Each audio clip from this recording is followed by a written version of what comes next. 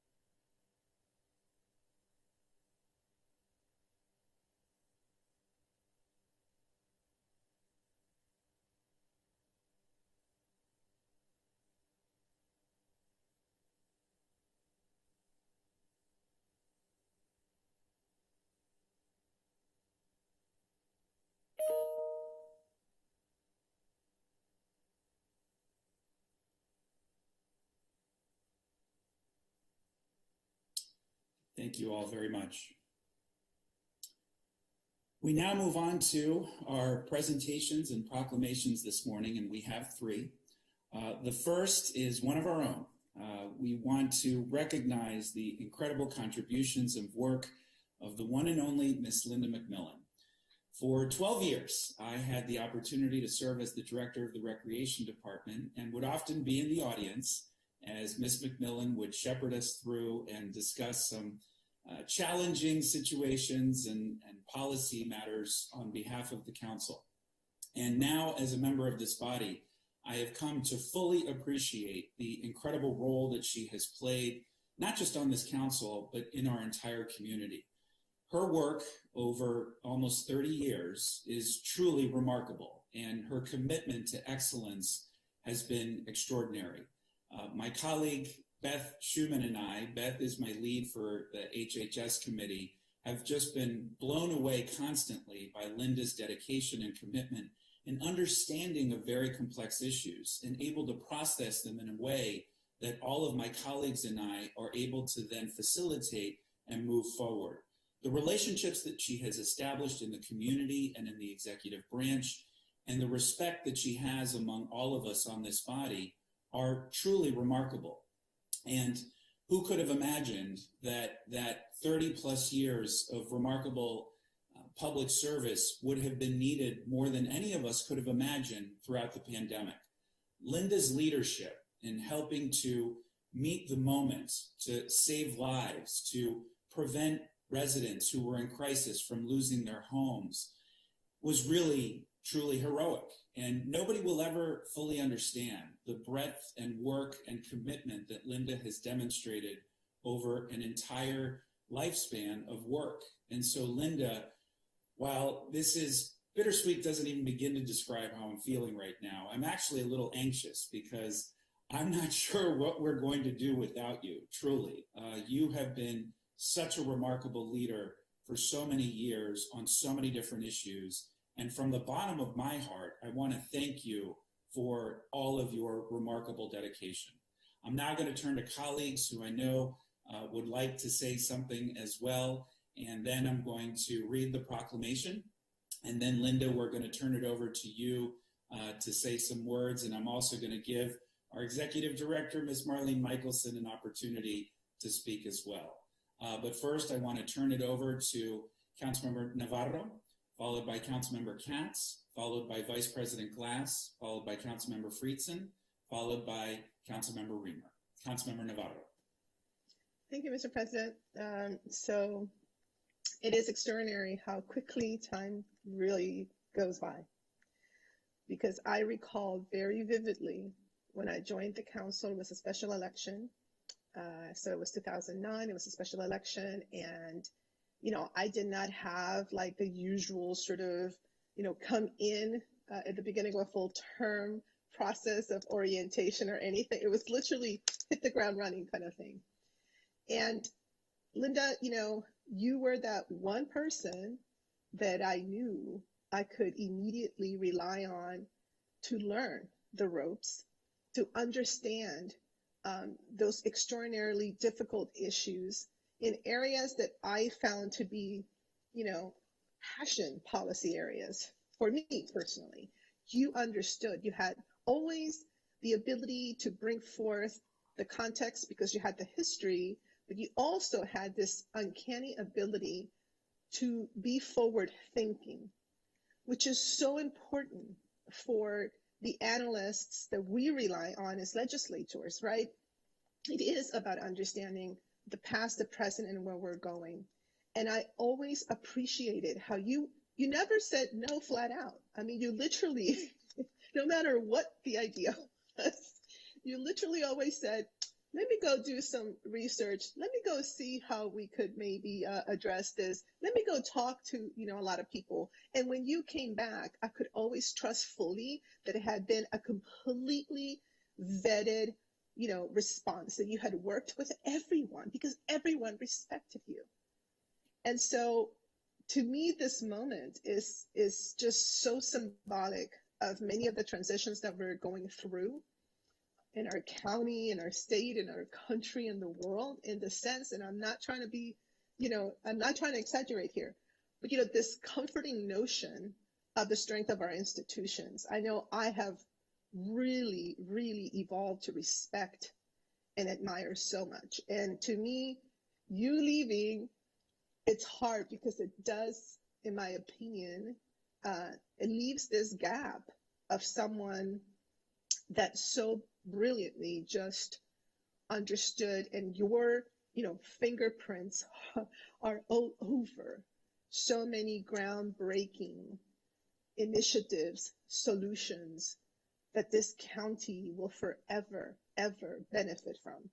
So, from a huge fan, I just want to wish you all the best, because while I wish you could just, stay here for another, 20, 25 years, I also have come to really admire and respect and almost envy moments like these where you can now go continue to pursue things that you completely love, spend time with family, spend time, just reveling in those things that you love and that bring you joy.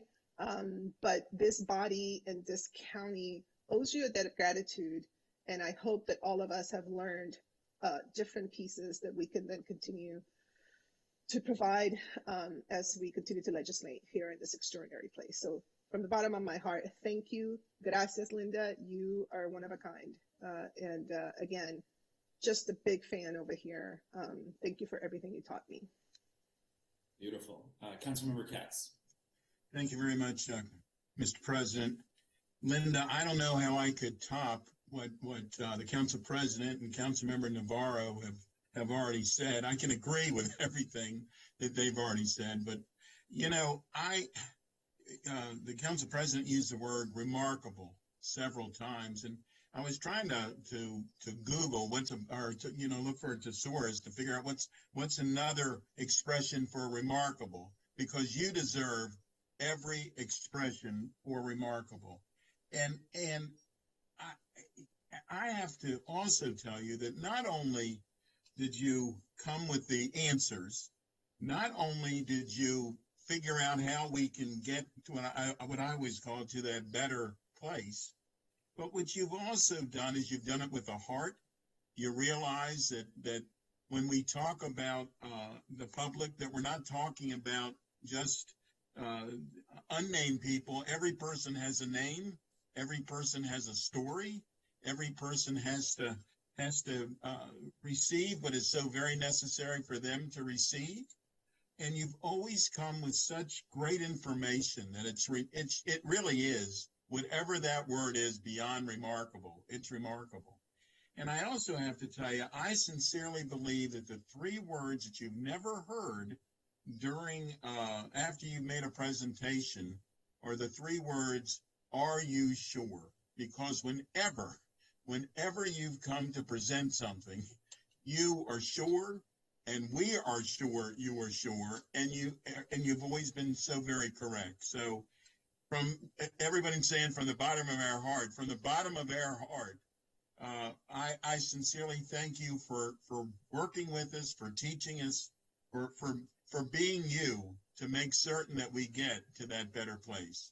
Enjoy retirement and have a good, and because sincerely, you have, not only have you earned it, you have helped so many people in Montgomery County and beyond who you've never met, but who perhaps don't even realize it was you that helped them. But you certainly have, and all of us thank you so very much. And with that, I'm going to turn it back to you, Mr. President. Thank you so much. Now, Council Vice President Glass. Good morning, everybody. Linda, the sun is shining over the council building right now, as you can see behind me. And, 3.5 years ago, or when we started this term back in December of 2018, you were one of the first people I spoke with. As a member of the Health and Human Services Committee, we sat down in my office to talk about the portfolio of work that goes into that committee.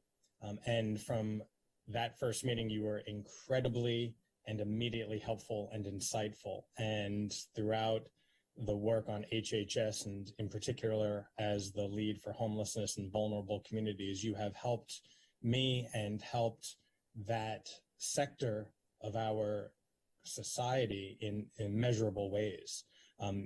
You are able to navigate the complexities of county government with compassion and grace to serve all of our residents. And that is a fine skill because these are not easy issues. These are not easy constituencies, all of the constituencies, but these are particularly residents who are most in need of our services.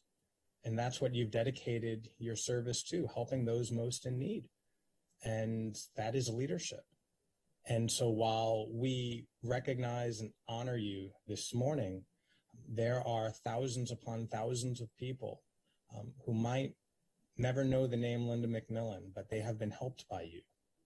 And I'm so proud that we are here today honoring you. And when I saw you in the council parking garage last week with my chief of staff, Valeria Carranza, who you have helped as well in incredible ways, we told you weren't going far.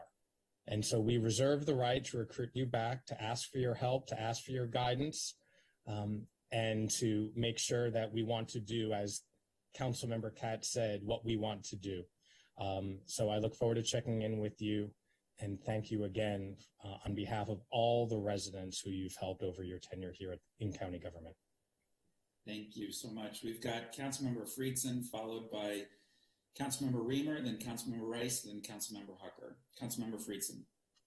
Well, thank you so much, and let me join the bandwagon of enthusiasm for how much, Linda, you've meant to each of us individually and to this body and this county collectively. The council is an institution. You, my friend, are an institution at the council. And I did a little search. I was thinking about what I could possibly say about somebody who there aren't words to express how grateful we are for you. And I kept coming up with 3 phrases throughout my emails. Check with Linda. Let's ask Linda. I trust Linda. When discussing with staff various recommendations, various proposals. And I just thought that spoke to that level of respect and appreciation that all of us have for the way you go about your work, the breadth of experience that you have, the care that you take not just in the memos, but in the people behind those memos and the residents who are going to be served by the recommendations that are made.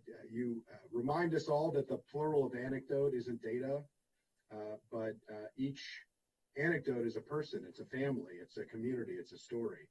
And those stories matter and they need to be lifted up. And it has just been amazing to be able to work with you. I think we could hire 5 new people for your portfolio. And I think we still would have a drop off for at least a while. And it's just a testament to your work, the type of public servant you are, and the type of person you are. And so I am grateful, we are grateful, and the entire county and region owes you a debt of gratitude. And we certainly wish you well and hope that you're anything but a stranger. So thank you so much and really appreciate everything you've done for me and for the council. Thank you. I have those same emails too, Councilmember Friedson. Councilmember Reamer. Thank you. This is a day we've all dreaded.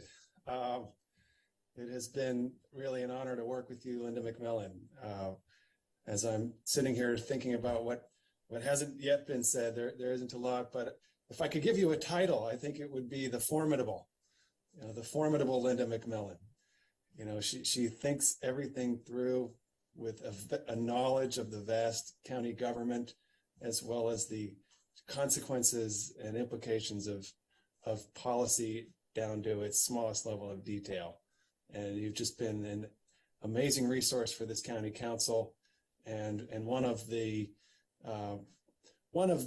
council staffers who belongs on a Mount Rushmore of the council staff and has made this institution over decades what I think is one of the more exemplary local government bodies and councils that you'll find anywhere. And I think the remarkable staff work defines so much of that success. And Linda, you're right at the center of it. So we're grateful for your service. Job well done. I imagine you'll continue to have some engagement with us, perhaps, I hope. And at least you can send us your thoughts from the outside, if nothing else. But, it's been really an honor working with you. Thank you for everything. Well said. Councilmember Rice, followed by Councilmember Hucker. So Linda, I don't know where to begin, but we had a chance to talk briefly at the Neville Street grand opening. And let me just say, thank you for reining us in when you know that we may have done something that may have broken the system. Thank you for pushing us when you knew that there was more that we could do and that there was capacity. Thank you for caring about people in this time in which, unfortunately, it seems as though people are now refocusing just on themselves. You truly are a remarkable leader.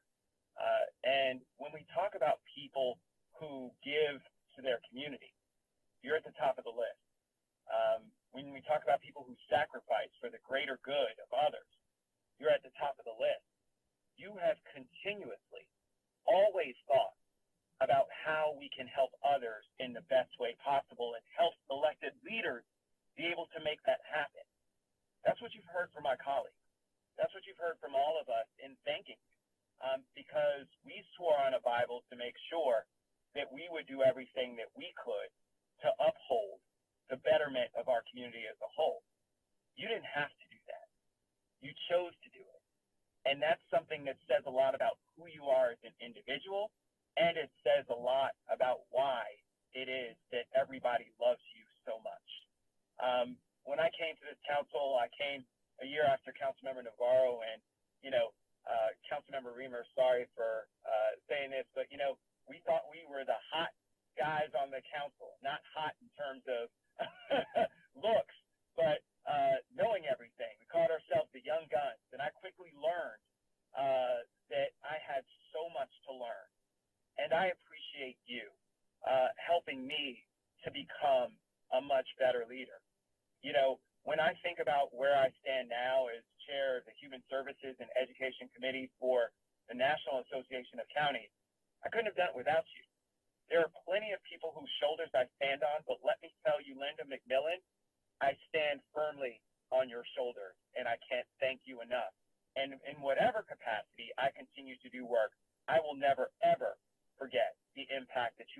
on me, on this community, and on the betterment of our society as a whole. And for that, I say thank you, God bless you, and I wish you nothing but the best in all of your future endeavors.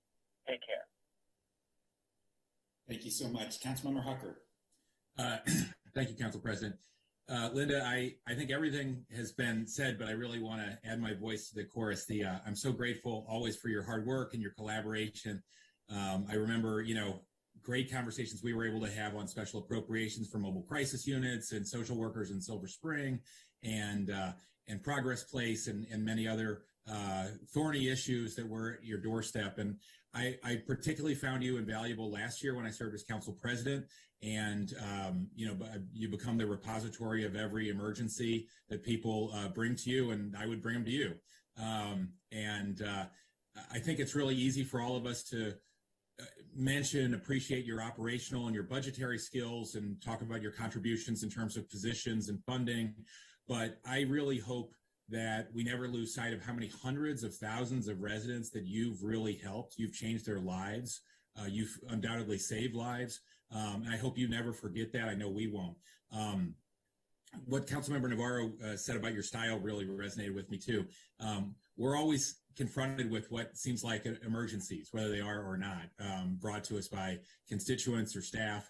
And I know I run on a kind of high temperature myself, so it's very reassuring and comforting to be able to work with professionals who don't expect us to have all the answers, but know how to go find the answers. It's really wonderful to work with people who, like yourself, who are so unflappable. And no matter what problem we bring to you, we hear, let me work on that. Let me talk to some people. Let me think about that. That's come up before. Maybe this is the year we can fix that. And you always, besides your unflappable attitude, I want all the viewers who don't have the opportunity to work with you to know about your can-do attitude. There's an awful lot of people in government who, when we bring them challenges, we hear, sort of resignation or cynicism that can't be fixed, or that problem's been around for a long time. And I've never found that with you. I've always found, heard lots of responses like, let me think about that. I know we can figure that out. There are some other resources that maybe we're not thinking about this year. And let me put together a solution. And you, time and again, come up with a creative solution to very, very difficult problems. So for me, I'm going to try my best to stay in touch, but I really want everybody to appreciate your unflappable attitude, your can-do attitude, and all the residents that you have helped. Thank you. Well done, colleagues. We're now going to hear from Ms. Michelson. I will then read the proclamation, and then we're going to hear from Linda. Marlene. Well, I think everyone's talked enough about Linda's brilliance, her creativity, her can-do attitude, the depth and the breadth of the issues that she took on. I just want to spend a minute telling you what a wonderful colleague she is. It's clear that Linda can answer just about any question, and people sought her advice on anything. It didn't matter if it was a topic that she was knowledgeable about. They knew she could help. There's frequently a line of people, of other staff outside her door seeking her input, and Linda's always there to answer and help. She's one of the you won't be surprised to hear she's one of the last people to leave the office at night. But what I want to add is that as she's about to leave, she walks through the office and looks to see if there's anyone still working, and stops by and says, "What are you working on? Can I help?" And I know that there are a lot of staff people who are so grateful for that outreach of support. You've always been there for every one of us, and we will truly miss you quite a bit. Yeah, I'm going to get emotional. Wow, that was really well done.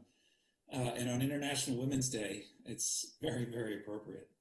All right, I'm going to try to get through this proclamation, Linda, so bear with me, and then we're going to hear some words from you.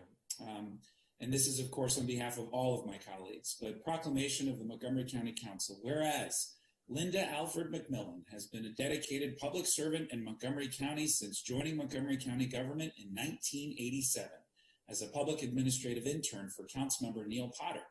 And whereas Linda continued to serve the residents of Montgomery County through diligent and careful analytical and policy work for 2 years in the Office of Management and Budget and for 29 years on the central staff of the Montgomery County Council. And whereas Linda has used her intellect, insight, and good judgment to provide widely respected analysis and advice on a range of issues facing the county, including public safety, health and human services, and affordable housing.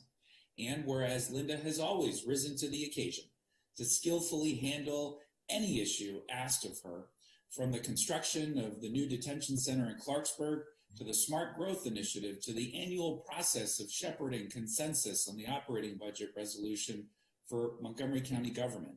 And whereas Linda has unmatched compassion for our residents in need and is considered a good friend, supportive colleague, and excellent counsel to all who work with her. She is always ready with a helping hand for her colleagues and friends in government and in the broader community. And whereas Linda's perennial good humor, infectious laughter, thoughtful wisdom, and bottomless institutional knowledge will be greatly missed. Now, therefore, it be resolved that the Montgomery County Council hereby thanks Linda McMillan for her outstanding work of service to Montgomery County and all of its residents. We wish her all the best in her next chapter. Presented on this 8th day of March in the year 2022 by myself on behalf of all of my colleagues. Linda, thank you. Now we're going to hear from you. Well, thank you so much for all those really amazing kind words. I guess what I wanted to say really is, you know, when I realized I wanted to work in government, then I really knew I wanted to work in local government because local government so directly impacts people's lives. And I really hoped I could work in Montgomery County, and I was fortunate enough to find out that Councilmember Neil Potter was looking for an intern in his office. And he gave me this incredible, you know, opportunity now to work for Montgomery County for so many years. So everybody should remember things often start with people in council members' offices, right? And so it's really been an honor to work for the county council. I have to say, you know, staff can work on issues, but it's the support of the councils that makes all these things happen. And I think back over the years, you know, from when the councils pushed to move us to a housing first policy, and now we continue to work on ending homelessness. And just this weekend with the Neville Street shelter, probably the most important thing about that is like we're never going back to a system where we don't have shelter for people who need it year round. It was a big policy change, and that's really terrific. I think about the council's support of getting a mental health court put into place, really critical issues. And then I think in the last 2 years about the council really putting forth that we had to do por nuestra salud, right? We had to get that happening. We had to get that going. So it's really, you know, it's terrific to be a council staff person when you have councils that really are out there and working so hard on behalf of everyone in the community. And I also just want to say, like, what a joy it is to work with my colleagues on the council central staff in all of your offices, in the departments, and in the nonprofit partners that we have in the community, and also with all the residents who volunteer on like our boards, committees, and commissions that do so much for the county. So it's just a tremendous team that works on behalf of Montgomery County, and I'm just really glad to have been a part of it. So thank you very much for this honor. I appreciate it. Oh man, Linda, we're going to miss you like you can't imagine, but in fact, congratulations and thank you for all that you've done. All right, we're now going to move on to the next two proclamations, which I will be presenting again on behalf of all of my colleagues. And I know all of my colleagues would love to chime in, but we've got to get through the next two so we can get on to our general business. But this next proclamation is recognizing a truly extraordinary individual, and that's Dr. Jay Kinney. We are celebrating National Social Worker Month. And for those of you that don't know, Jay is a social worker by training, in addition to having a PhD, an MBA, and a Master's in Arts. And Jay, through generations, has served this county with distinction and has the honor of having been one of the few people in the county's history to have been appointed by 4 county executives and 4 county councils to serve in his role in the Department of Health and Human Services. Jay, I had the opportunity to work with you in the previous administration on the Senior Summit and a number of issues that helped establish the distinction of Montgomery County being an age-friendly community, one of few jurisdictions around the country to have that distinction. I saw firsthand your work, your dedication, and your commitment to excellence. And so while I know these last few years have been unimaginably difficult for you and your family, not surprisingly, you have addressed them with grace and with the strength and with the fortitude that all of us have come to expect from you in your remarkable years of service to our community, which you continue to serve in so many different ways. So we have 3 folks in the audience today, Jay, that are here to say a few words recognizing you. I want to begin by one of my mentors and good friends, who you had the opportunity to work alongside from in previous administrations, and that is Mr. Chuck Short. Chuck? Thank you, Council President. Good morning to everyone, and especially good morning to you, Jay, and Nancy. Great to see you. Before I start, Jay, I just would like to suggest to the council that this particular morning session, these 2 proclamations, Linda McMillan and Jay Kinney, Dr. Jay Kinney, ought to be recorded and distributed and be required watching for every civics class in Montgomery County. Between these 2 individuals, you have 80 years of public service, extraordinary public service, I would say.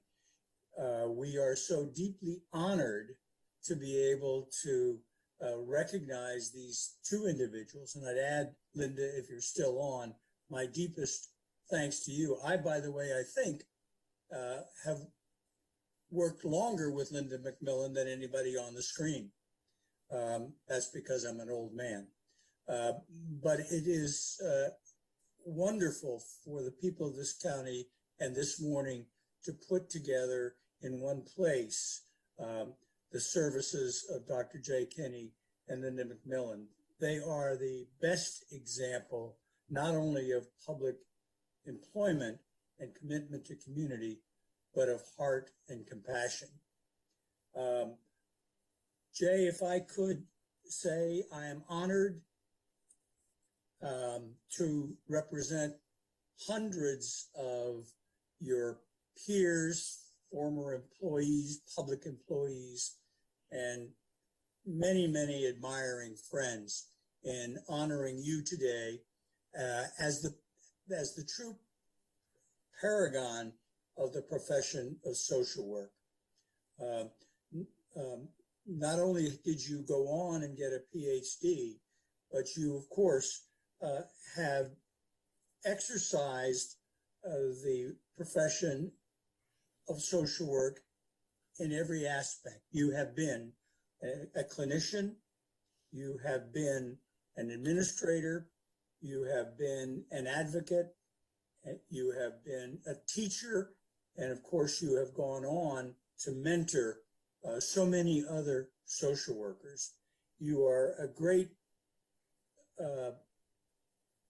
example of the wonderful work of social workers. And I would take a moment to thank all of the social workers who work for Montgomery County, past and present. You've made such a difference to our county, especially in times of emergency. And speaking of emergencies, no one has led our county's response to human emergencies better and more reliably than Dr. Jay Kinney, who was always called upon. And I know Uma will speak, and she will speak to this as well. When we had a human crisis in Montgomery County, homelessness, fires, etc., it was Dr. Jay Kinney, you, Jay, who came to the lead. I'm deeply honored to be able to say just these few words of thanksgiving.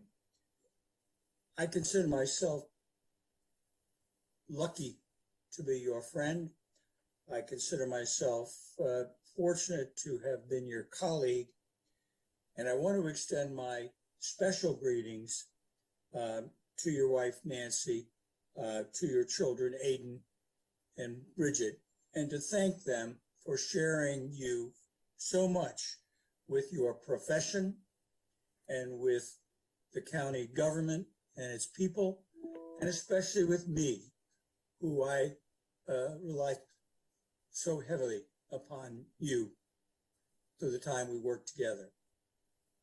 God bless you, and thank you. Thank you so much, Chuck. Next, we're going to hear from former HHS Director Oluwalia. Morning, everyone. Wow, what an occasion to come and meet with everybody again, right? I haven't seen many of your faces in a long time. Gabe, thank you so much for inviting me, and it's good to see everyone. I just tell you, I'm so deeply grateful today that I get to see Linda McMillan's retirement accolades and witness that. Linda, shout out, you're the best. I still have fond memories of working with you and the number of times I knocked on your door. But most importantly, I'm so grateful to be here with Jay and Nancy and all of you to say thank you.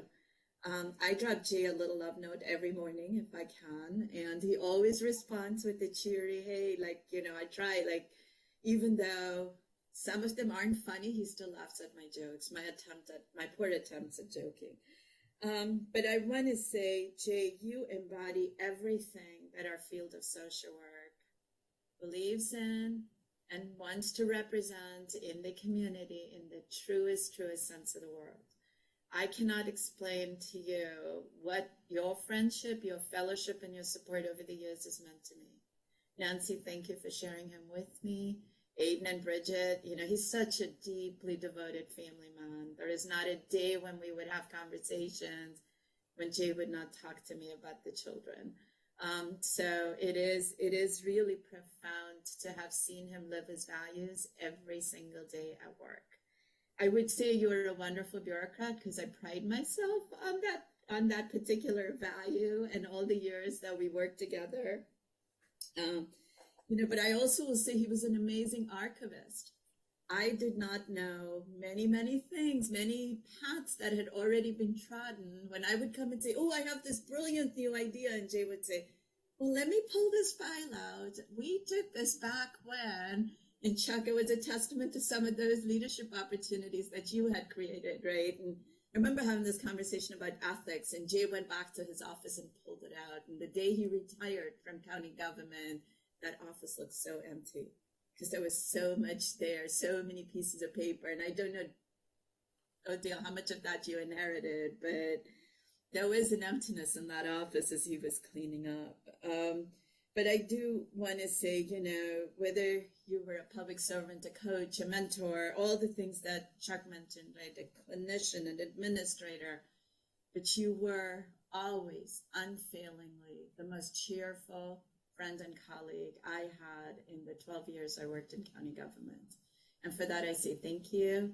And, you will face the coming months and years, I hope, with fortitude and the support of all of us right there cheering you on. So thank you. Thank you so much for having me today. I really appreciate it. Thanks, Dermot. God, it's good seeing your face. We miss you too.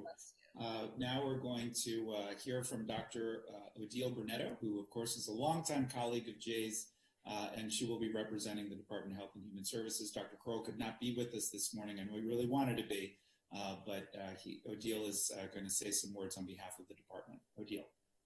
Good morning. Thank you so much, Council President Albanos. And it is really more than an honor to be here. It's very humbling to be able to share these moments with Dr. Jay Kenyon and all of you around on the screen. On behalf of our department director, Dr. Raymond Crowell, I am so honored to congratulate Dr. Kenny for his Pioneer Award from the National Association of Social Work.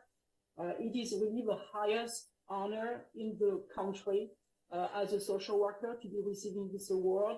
And it is absolutely amazing that you are able to celebrate this wonderful occasion on the Social Work Month in our nation, the month of March. So thank you for making this happen.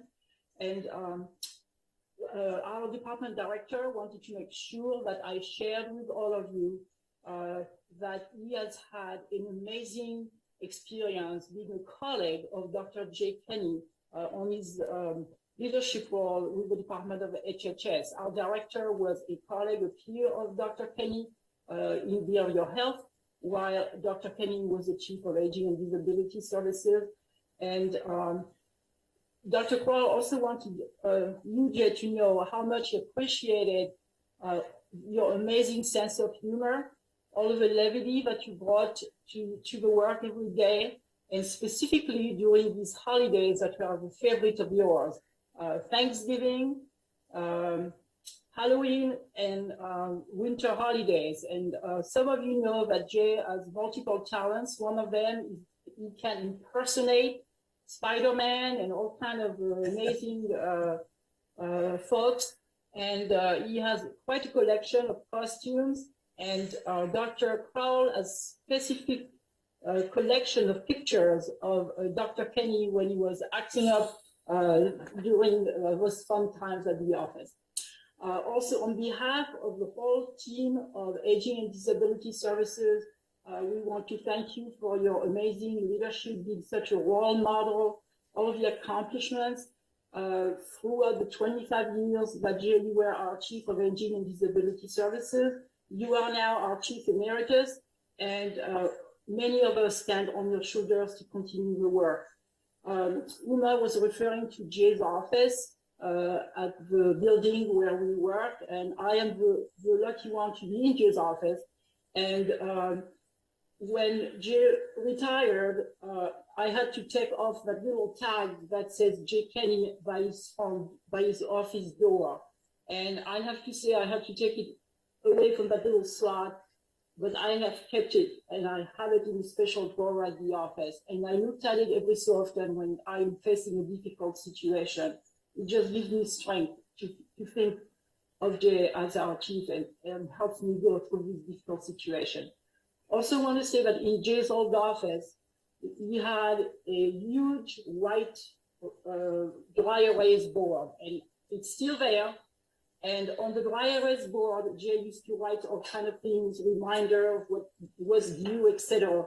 But there is one sentence that is there that I have kept. I will never erase it.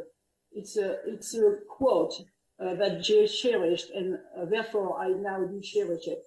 And the quote goes, "One shine, we shine, all shine."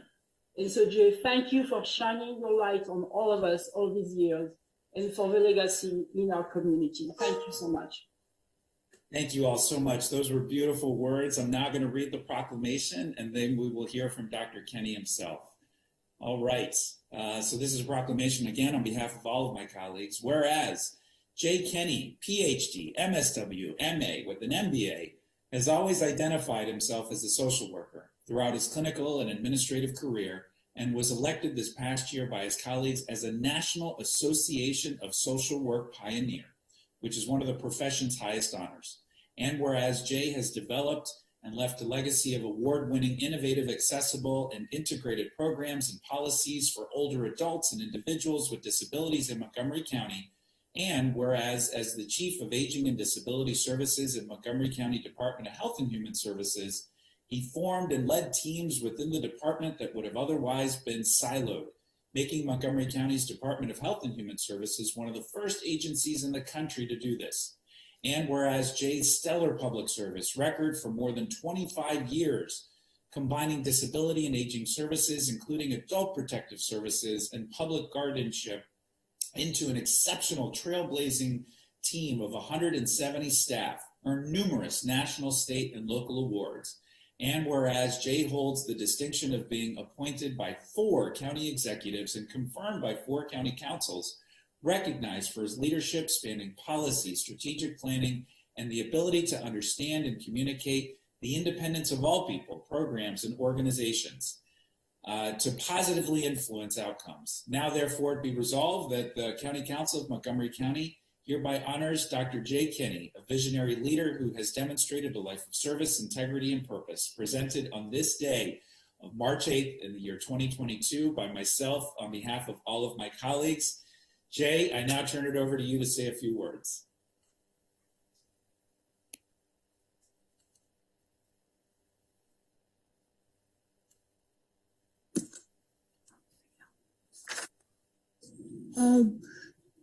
Good morning, everyone. I'm truly honored. I am going to have my wife, Nancy, make my brief remarks because, as you can hear, one of the things that ALS has taken from me is my voice. I would just say thank you. I am so honored to even be on the same agenda as my dear friend Linda McMillan, with whom I also have worked many years. Nancy, would you please? Okay. Council President Albanese, distinguished members of the Montgomery County Council, dear colleagues, associates, and friends.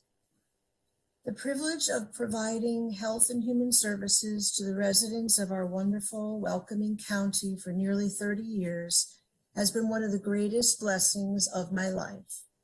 Supported by compassionate elected officials and policymakers, guided by knowledgeable and dedicated directors, surrounded by skilled and passionate associates, and typically joined in our efforts by remarkable community partners, we truly made a positive difference in the lives of individuals, families, and our community as a whole.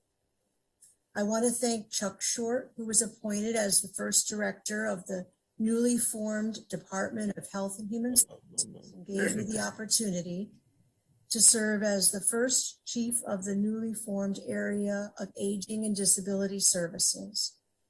I want to thank Oluwalia for her steadfast support, always ensuring that older adults and individuals with differing abilities had the access, information, resources, and choice to be fully participating members in the life of our community.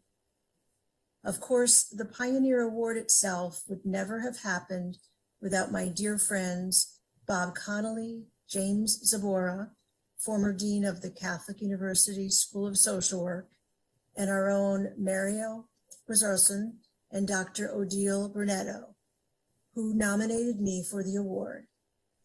In closing, any of the accomplishments and advances that were achieved while I was serving were only possible due to outstanding collaboration among boards and commissions, numerous other departments in county government, our wonderful faith communities, selfless volunteers, and persistent advocates.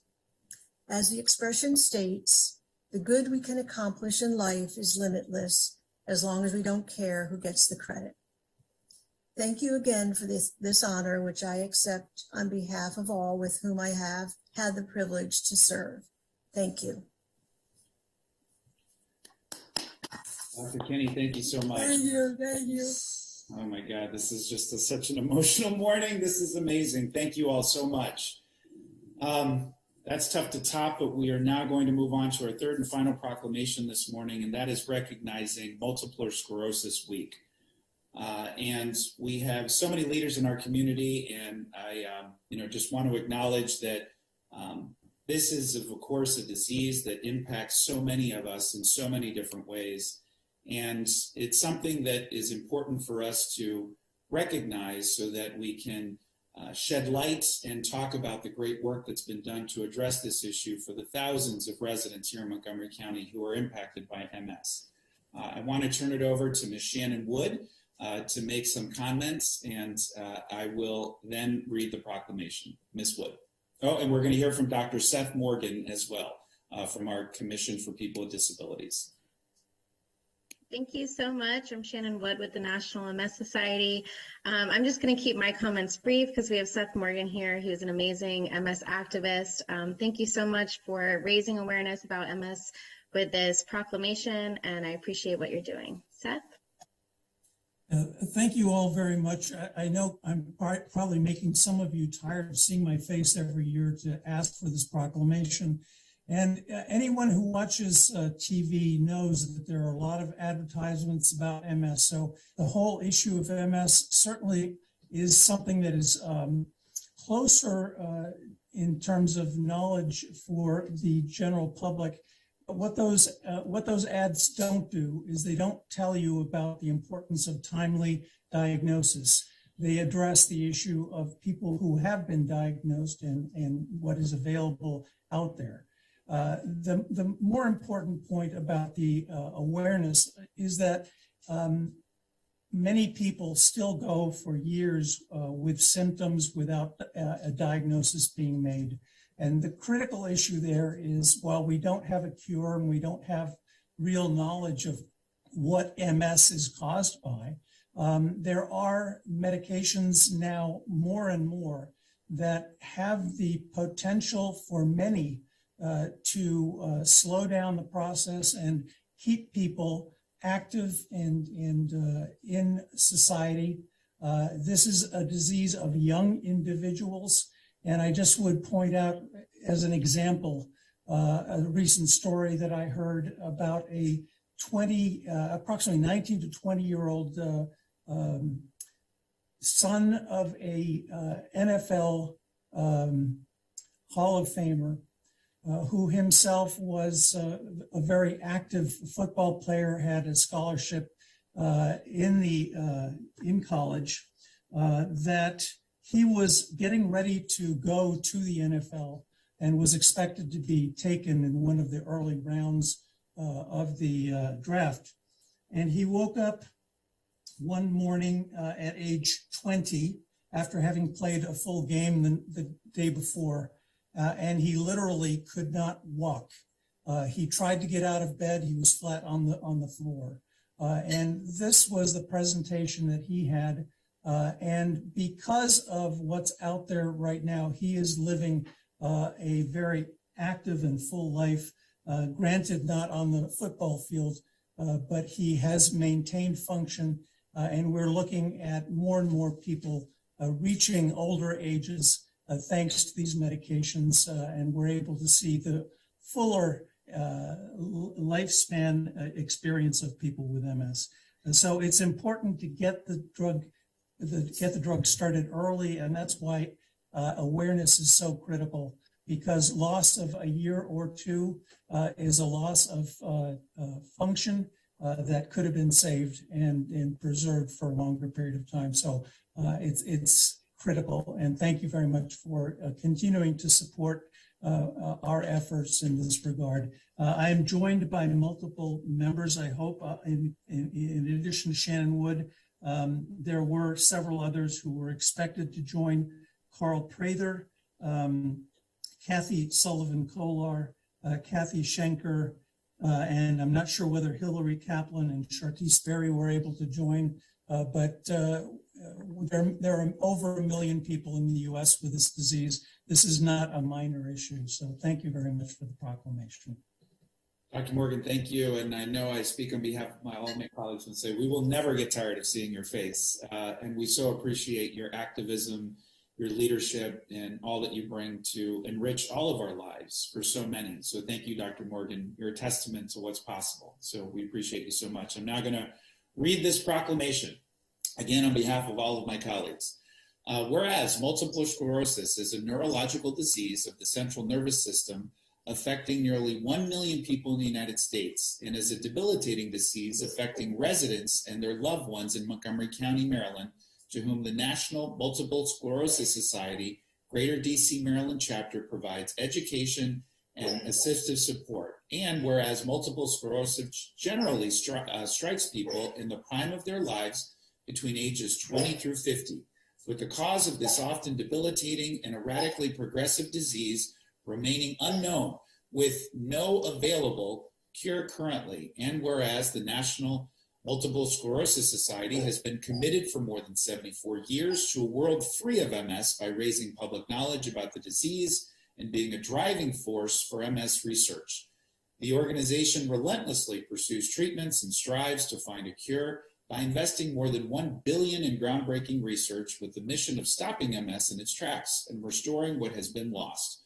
and whereas Montgomery County recognizes the importance of raising awareness of MS to assure timely treatment while striving to find the cause of and cure for this disease, and expresses its appreciation for the dedication to this goal that the National Multiple Sclerosis Society Greater DC Maryland chapter has shown, striving to create a world free of MS. Now therefore it be resolved that the County Council of Montgomery County hereby proclaims March 13th through 19th as MS Awareness Week, and be it further resolved that we commend this observance to all of our residents and encourage everyone to learn more about multiple sclerosis and what they can do to support individuals with MS and their families. Presented on this 8th day of March in the year 2022 by myself, again, on behalf of all of my colleagues. Thank you so much, Dr. Morgan. This is such an important remembrance of this week and education for all of us. We appreciate your leadership. Thank you. Thank you very much. It's greatly appreciated. All right, colleagues, that was an emotional morning. Let's move on now to our general business. And Madam Clerk, do we have any announcements? Yes, good morning, Council President, Council Vice President, Council members. There is one announcement. The public hearings on the FY23 operating budget will be held on April 19 and April 20, 2022 at 1:30 p.m. and April 19th, 20th, 21st, 2022 at 7 p.m. Persons wishing to sign up may do so beginning March 24th, 2022. There is also one petition.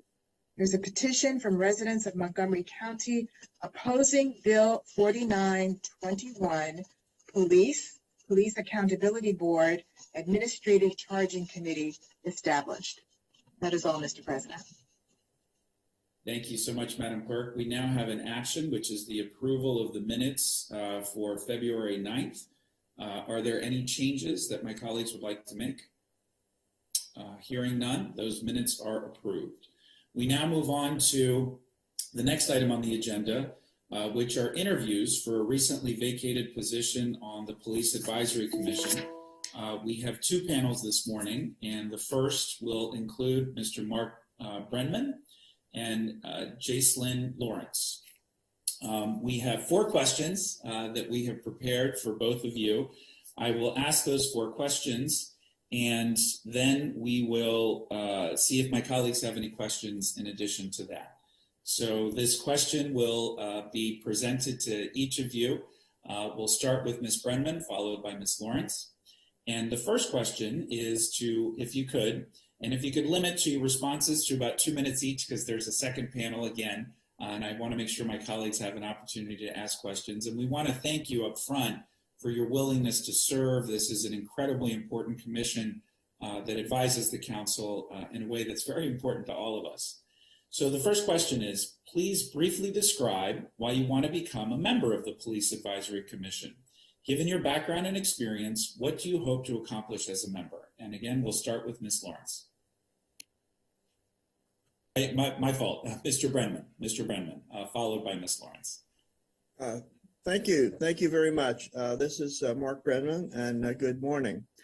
I've worked for many years in civil rights and social justice at the state and federal level, and I hope to use this experience to help represent the people of Montgomery County, assist the police with their role, and help communicate resident concerns to the police and the county council, and to help provide an objective, neutral viewpoint. The PAC can help bridge the gap between the police department and Montgomery County residents, and this gap exists even though neither party wants it to. In addition, the demographics of the county are changing, as are those of the rest of the United States, and it's hard to keep up with these changes. We know about most of these changes, for example, the growth in the Hispanic and Asian American communities, but there are other changes also. For example, the number of refugees from Afghanistan, and soon we'll be experiencing a lot of refugees from the Ukraine. And some newer groups may lack a basic understanding of American law, which can create difficulties. There also are long-standing issues of relations between police departments and people with disabilities. There are issues all over the country of police interactions with transgender people and people who are limited English proficient. And I would hope to bring a broad understanding of many of these issues to work with the PAC. Thank you so much. Ms. Lawrence. Hi, good morning. So yes, I would like to be a part of the Police Advisory Commission because I want to be a voice for my community. My experience as an Army veteran, a former teacher, a parent, and a community member has helped guide these decisions of how I feel about policing, to knowing that every group and their interactions with the police isn't equal, and to also to provide guidance on how to close the gaps in these interactions. Because as a parent, it's extremely important for me, for my children to experience a form of community policing where police and members of the community are partners, and to discover long-term solutions on how to discount implicit and explicit bias in Montgomery County. Thank you both. The next question is, please explain your understanding of the role of the Police Advisory Commission and how it serves the Montgomery County Council. Mr. Brennan.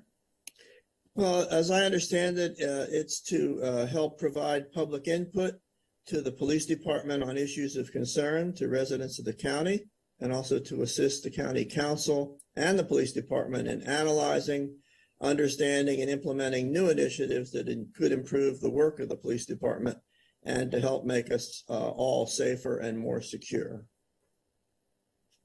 Thank you. Ms. Lawrence. Yes. So the committee is like a liaison between the public and the Montgomery County Council, and it's supposed to increase community involvement in policing, and the role just serves in serving the public interest when it comes to policing in Montgomery County. Thank you. How would you position the commission to work on racial equity and social justice issues? Mr. Brennan. Well, thank you. Well, the police department has to be responsive to the needs of all the residents and visitors to Montgomery County, including the different demographic groups, races, national origin groups, people with disabilities, limited English proficient people, and other groups. And I've worked with many of these groups over the years, including quite a number of vulnerable and marginalized groups on social justice issues. People want to be seen, they want to be heard, they want to be listened to. And trust issues between various groups and the police need to be addressed and trust built. There are particular trust issues between the police and the African American community. There can sometimes be real issues of discrimination, but there are also issues of communication.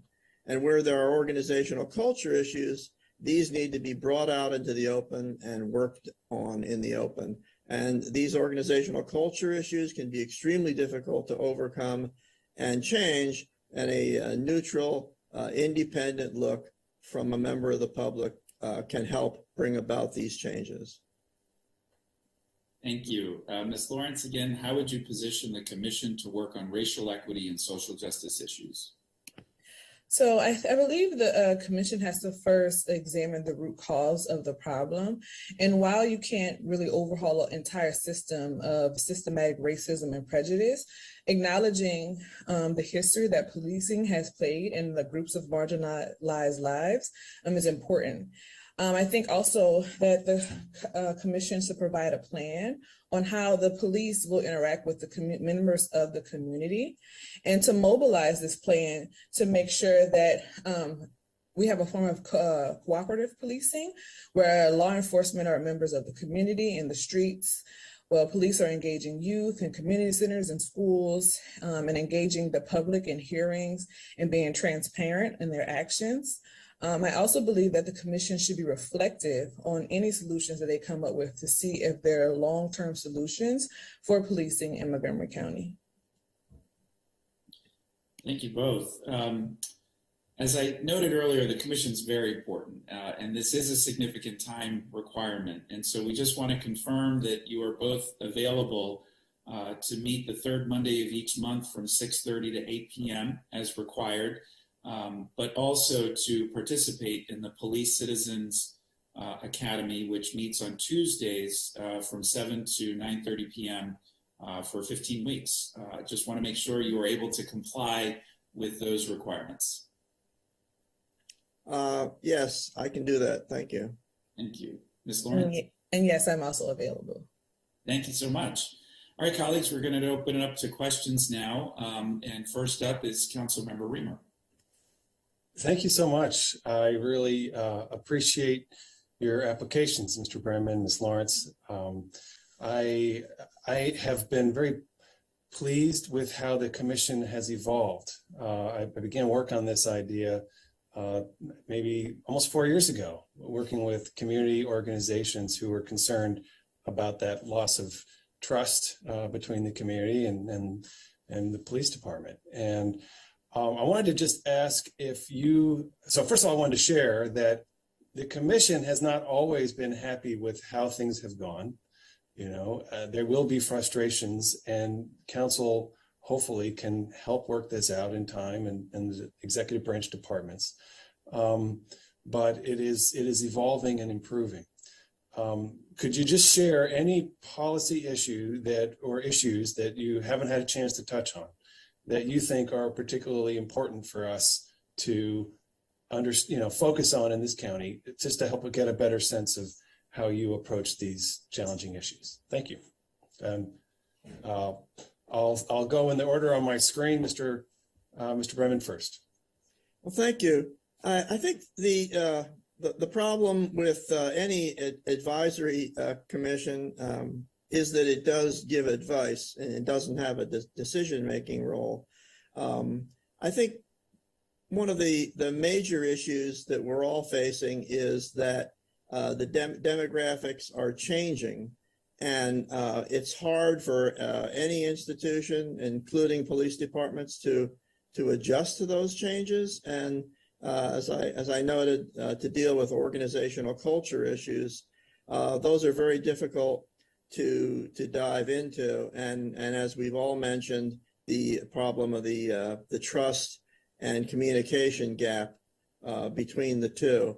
Police departments are often put into the role of social control and providing social services. And although they would like to provide, those services in a fair and equitable way, it's not necessarily their specialty. So as has been seen in a number of parts of the country, I think it's important to examine and move ahead in how to provide public response, especially to things like 911 calls in areas that don't necessarily need a law enforcement response, but which may need a mental health or a social services response. I think that is going to continue to be a major issue as time goes on. Thank you. Yes, so I would have to agree. I think that equipping the police with the ability to solve social situations is very important. So whenever a police goes to a call, for example, with a person who has a disability, the police know that this might not be a policing issue. This might be an issue that I can call another social organization to help me with. And I think sometimes when police go into situations, they're not equipped with that knowledge. So I think just making the police not being an occupying force, but being engaged in the community of all different cultures is highly important. Thank you for those responses. I have questions from Council Members Rice, Jawando, and Friedson, and I see Councilmember Navarro has her hand up as well. So we'll go next to Councilmember Rice. Thank you very much, Mr. President, and thank you, Mr. Brenman and Ms. Lawrence, for your volunteering to serve in this capacity. We really appreciate that. I just want to ask a very basic question. There's been a lot of this generic conversation around defunding the police, and I'm just curious as to your thoughts as to what it is budgetarily that you see that we need to do when it comes to our police force. And I'll start with Ms. Lawrence and then Mr. Brenman. Ladies first. So I honestly, whenever I hear defund the police, it's something that I understand that's a catchphrase, but I understand that I believe that you should fund the police department, because the only way that we're going to get these overhauls and this training and for police to be equipped to handle the public is to fund them in ways that's going to help them help the community. It's going to require more training, and I understand it's going to require more social groups and more interaction with the public, and that takes money. So I just believe that funding the police is a really good idea to equip them with those skills.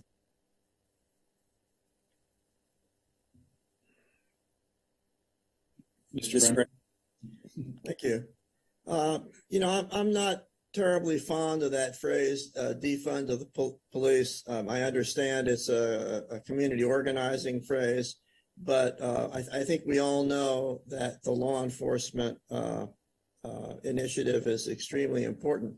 I see the issue more as one of strategic planning, asking the traditional questions in strategic planning of what we want to do more of, less of, what we want to start doing, what we want to stop doing. And I think that requires a lot of public input and finding out what people's needs, wants, and desires are. Thank you very much for those answers. Thank you, Mr. President.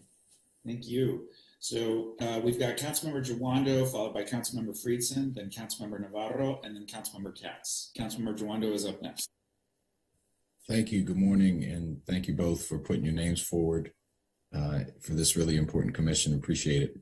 Kind of following on the last question, we are in this moment now, and I really appreciated the answers to the previous questions, which I think you all have acknowledged this, where we're trying to decide what is the right form and function and role of law enforcement in our larger community safety system, right? And it's an important question because it's a delegated authority, right? We, the people, delegate authority to elected officials to make policy and to the police to keep us safe and part of a whole system. And I think you all also acknowledge that that system has not worked for everybody for much of our history and has been disparate in its treatment and how it's been meted out. And so I guess my question in that context, could you give me some specific examples of, in your opinion, we heard one from Mr. Brenneman, and so we'll start with you. What do you think are the roles that police should be involved in versus shouldn't? You talked about the social service, mental health one. Are there others that you think we need more or less police involvement in, other type of community-based issues? Well, thank you for the question. Part of the issue is one of priorities that clearly, residents of the county are concerned with violence and against people and against property, and assigning a higher priority to law enforcement doing what it does best, which is helping to prevent and solve those kinds of crimes, and putting less emphasis on things like issuing parking tickets and traffic stops. And some of those lower priority issues can create the most problems. For example, a traffic stop has a lot of bad opportunities for an interaction to go poorly. And so this has to do with aligning the priorities of the police to things that the residents want the most and what the police do best, and de-emphasizing those things where there are the greatest opportunities for interactions to go poorly. Thank you. Ms. Lawrence? Mm-hmm. I think one issue that I think the police should be more involved in is engaging the youth in our communities. I think it's really important because sometimes they could be targeted, especially Black youth. I think that they should provide a a system where youth feel comfortable when the police are in their communities. And I think that they should feel comfortable with having police just being around in their schools and youth groups. Okay, thank you, Mr. President. Thank you both again. Thank you. Councilmember Friedson. Thank you, and thanks to both of you for your willingness to serve, and I really appreciate listening to the answers thus far. I just had a bit of a follow-up on what this group does, this commission's responsibilities are that was asked earlier. In a little bit in this meeting, we're going to be talking about the new Police Accountability Board. There's also the Reimagining Public Safety effort. There's also the police audit and ELE 4A contract that we have with the county with a subject matter expert on these issues. Just curious from your perspective, if you could share how you see this commission working in tandem with those other efforts, and what you see the dynamic being in order to get us to the best possible outcome on issues related to public safety and police accountability. Maybe we could start with Ms. Lawrence. Okay. Yes. I believe that the commission should work with all of those groups. Like I said earlier, to come up with a long-term plan. Currently, there isn't a lot of long-term plans when it comes to effective policing in communities. So I think all of those groups together could come up with the best plan for the citizens of Montgomery County, and just being transparent in their actions and their plans, and just going back to see after they implement these plans, are these things working? Are they helping the community? Is it bridging the gap between these interactions with the police? And I just think all those groups are very important for transparency. Well, thank you. There are a lot of different groups that are working on a lot of different initiatives in regard to the police, both in Montgomery County and in other parts of the state of Maryland. And frankly, to an outsider, to a person, a long-term resident of the county, it's kind of confusing that there are so many of these different initiatives going on. And I can imagine that from the perspective of the police and from the perspective of the Fraternal Order of Police, that it probably is confusing to have so many initiatives going on. There might even be a certain lack of coordination among these various initiatives that are going on, and the need to respond to questions and analyses from each of them.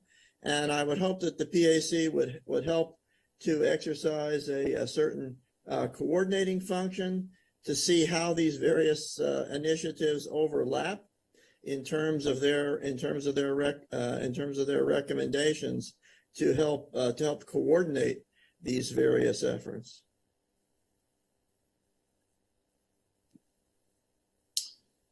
Thank you for those responses. Next up, we're going to hear from Councilmember Navarro, followed by our Public Safety Chair, Councilmember Katz, and then Vice President Glass. Councilmember Navarro. Thank you, and thank you both for agreeing to participate in this. Stepping up to serve our county is so important. So you've answered some of these questions, but I just wanted to pose it from a different angle. One of the extraordinary complexities of our county, of course, is that it's very diverse geographically, but we also have a lot of different communities who, of course, live in particular geographic areas, more concentrations in different places. And for me, one of the things that has always been a challenge is that, while we hear, and you already spoke about defund the police, that type of demands, the flip side is that we also hear from other communities, Black and brown communities, who say, we just don't have enough public safety officials, keeping us safe in our communities. We feel like we've been sort of like left alone, like we've been abandoned, and things of that nature. And so as we try to balance this notion of making sure that our police department absolutely, knows the community, understands issues around disproportionality as we seek to address all of those issues to have the best possible police department and balance that, right, with some of the crime issues and things that we have seen, rising in communities.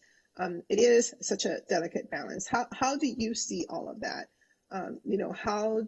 What is your vision in terms of what should local officials do to strike that balance of public safety with ensuring that folks, human rights, et cetera, are absolutely respected, and we can begin to dismantle what has been a systemic issue for so many generations? I guess we'll start with Ms. Lawrence.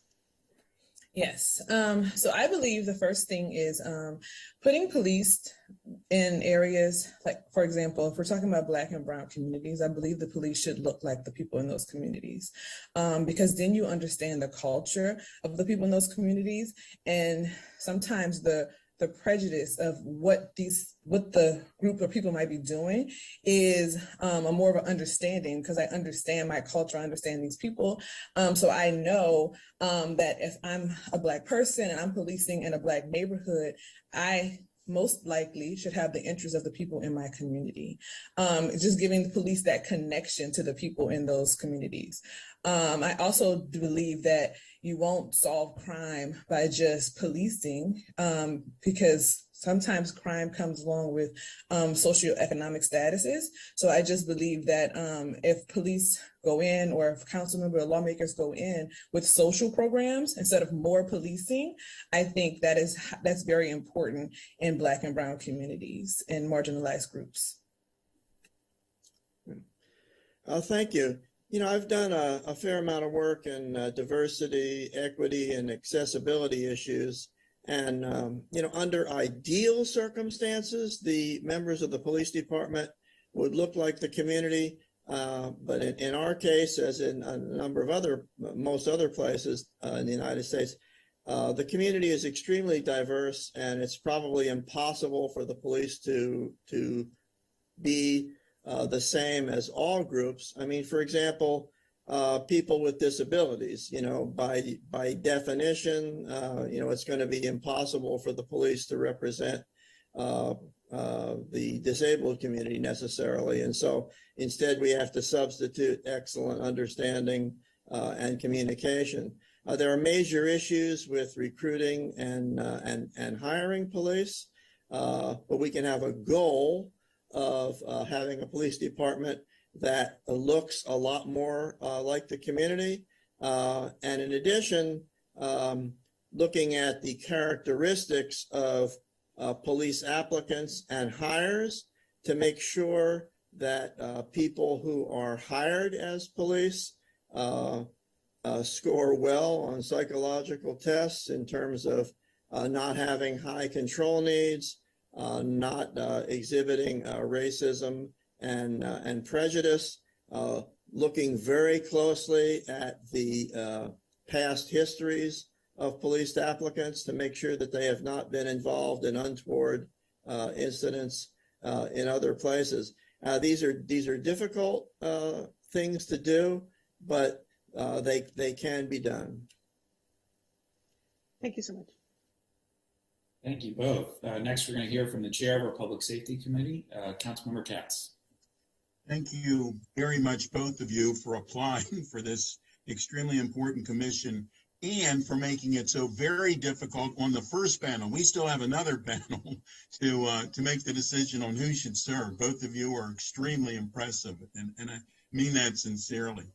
Part of the discussion about police is what's happened nationwide, and then what's happened with Montgomery County Police Department, the training that Montgomery County Police have many, many, many times is much more than police departments across this country receive. So I'm going to ask, please, how familiar are you with the Montgomery County Police Department versus the nationwide issues that have affected the police? And I'm going to start with Ms. Lawrence, please. From living in Montgomery County, I can say, well, I'm not a lifelong resident. I am originally from Louisiana. But I can say living here and just hearing about the news and interactions with the police department and marginalized groups in Montgomery County, I can say that Montgomery County residents are in some ways lucky that they don't have to deal with a lot of the policing issues that people who look like me around the country have to deal with. And I'm not familiar with any incidents where a Black or brown person has been killed, but I know that Black and brown people in this community definitely experience racism or stereotypes from the police just because of the history of policing around the country.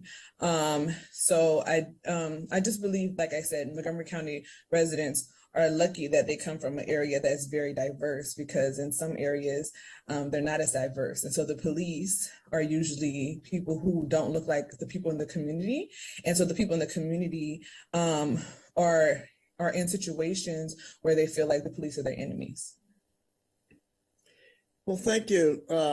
I've been a resident of the county since 1993, and I spent some time working in other parts of the country as well. And I've been lucky enough to have never had a negative interaction with the Montgomery County Police.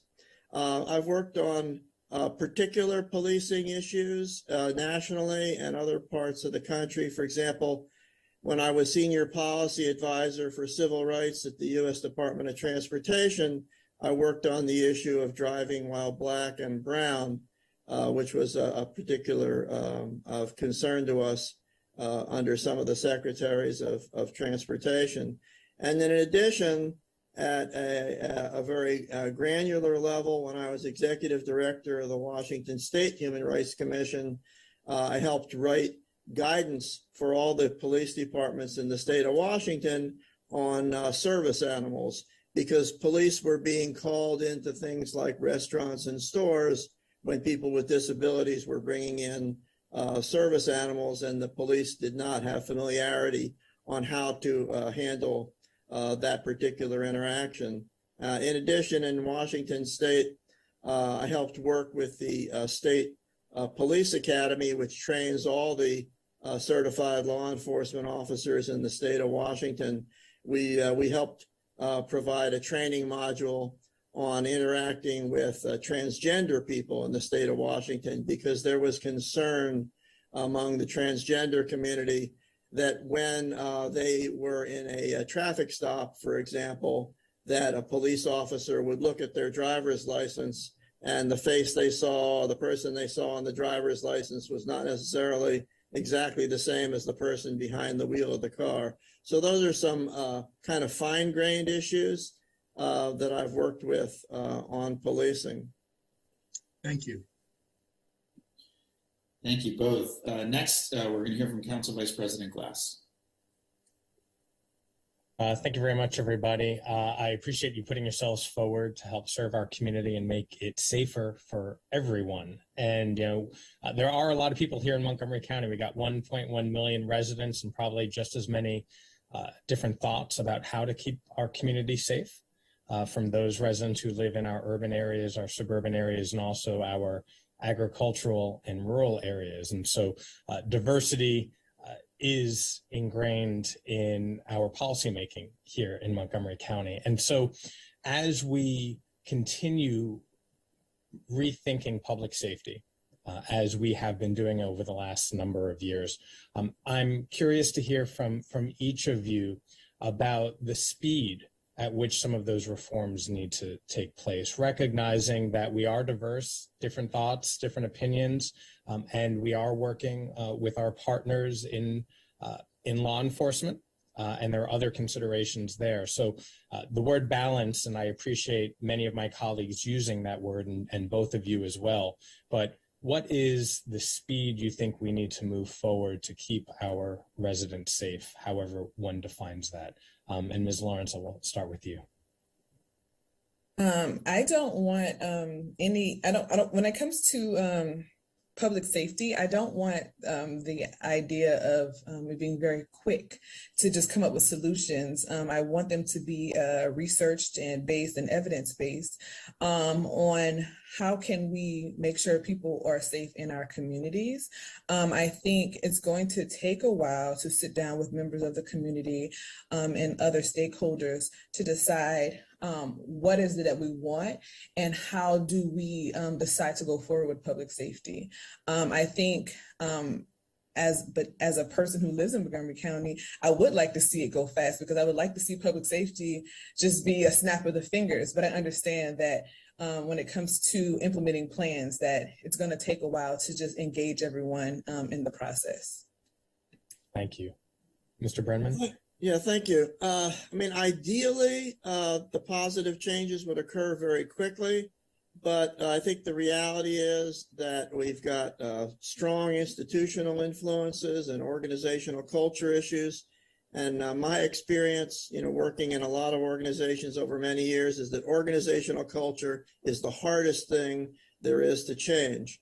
In addition, we have institutional influences, of course, the efforts going on at the state and from the top down and community organizations from the bottom and the middle up.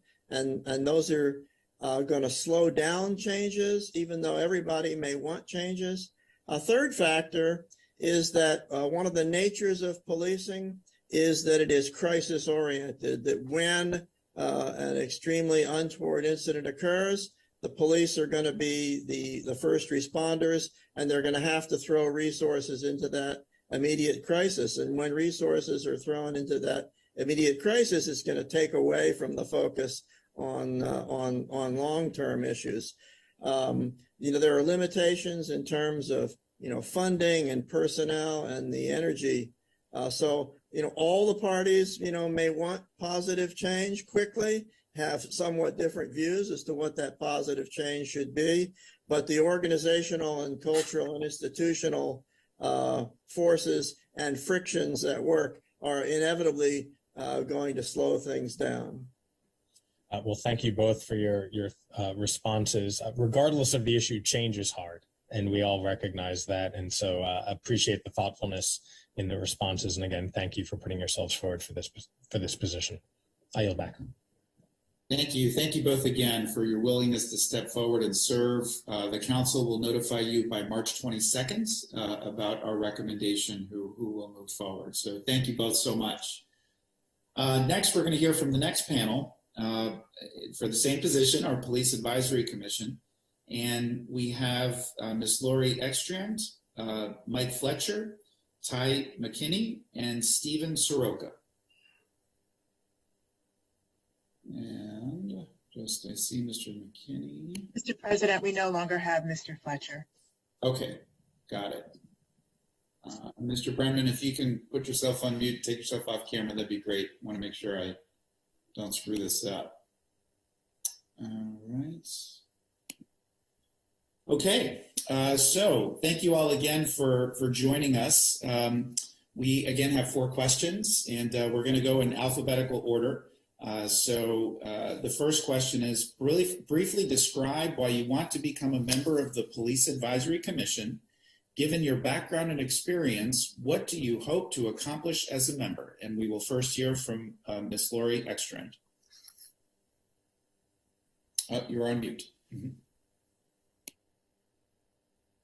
First, let me say that I'm so impressed by the last panel.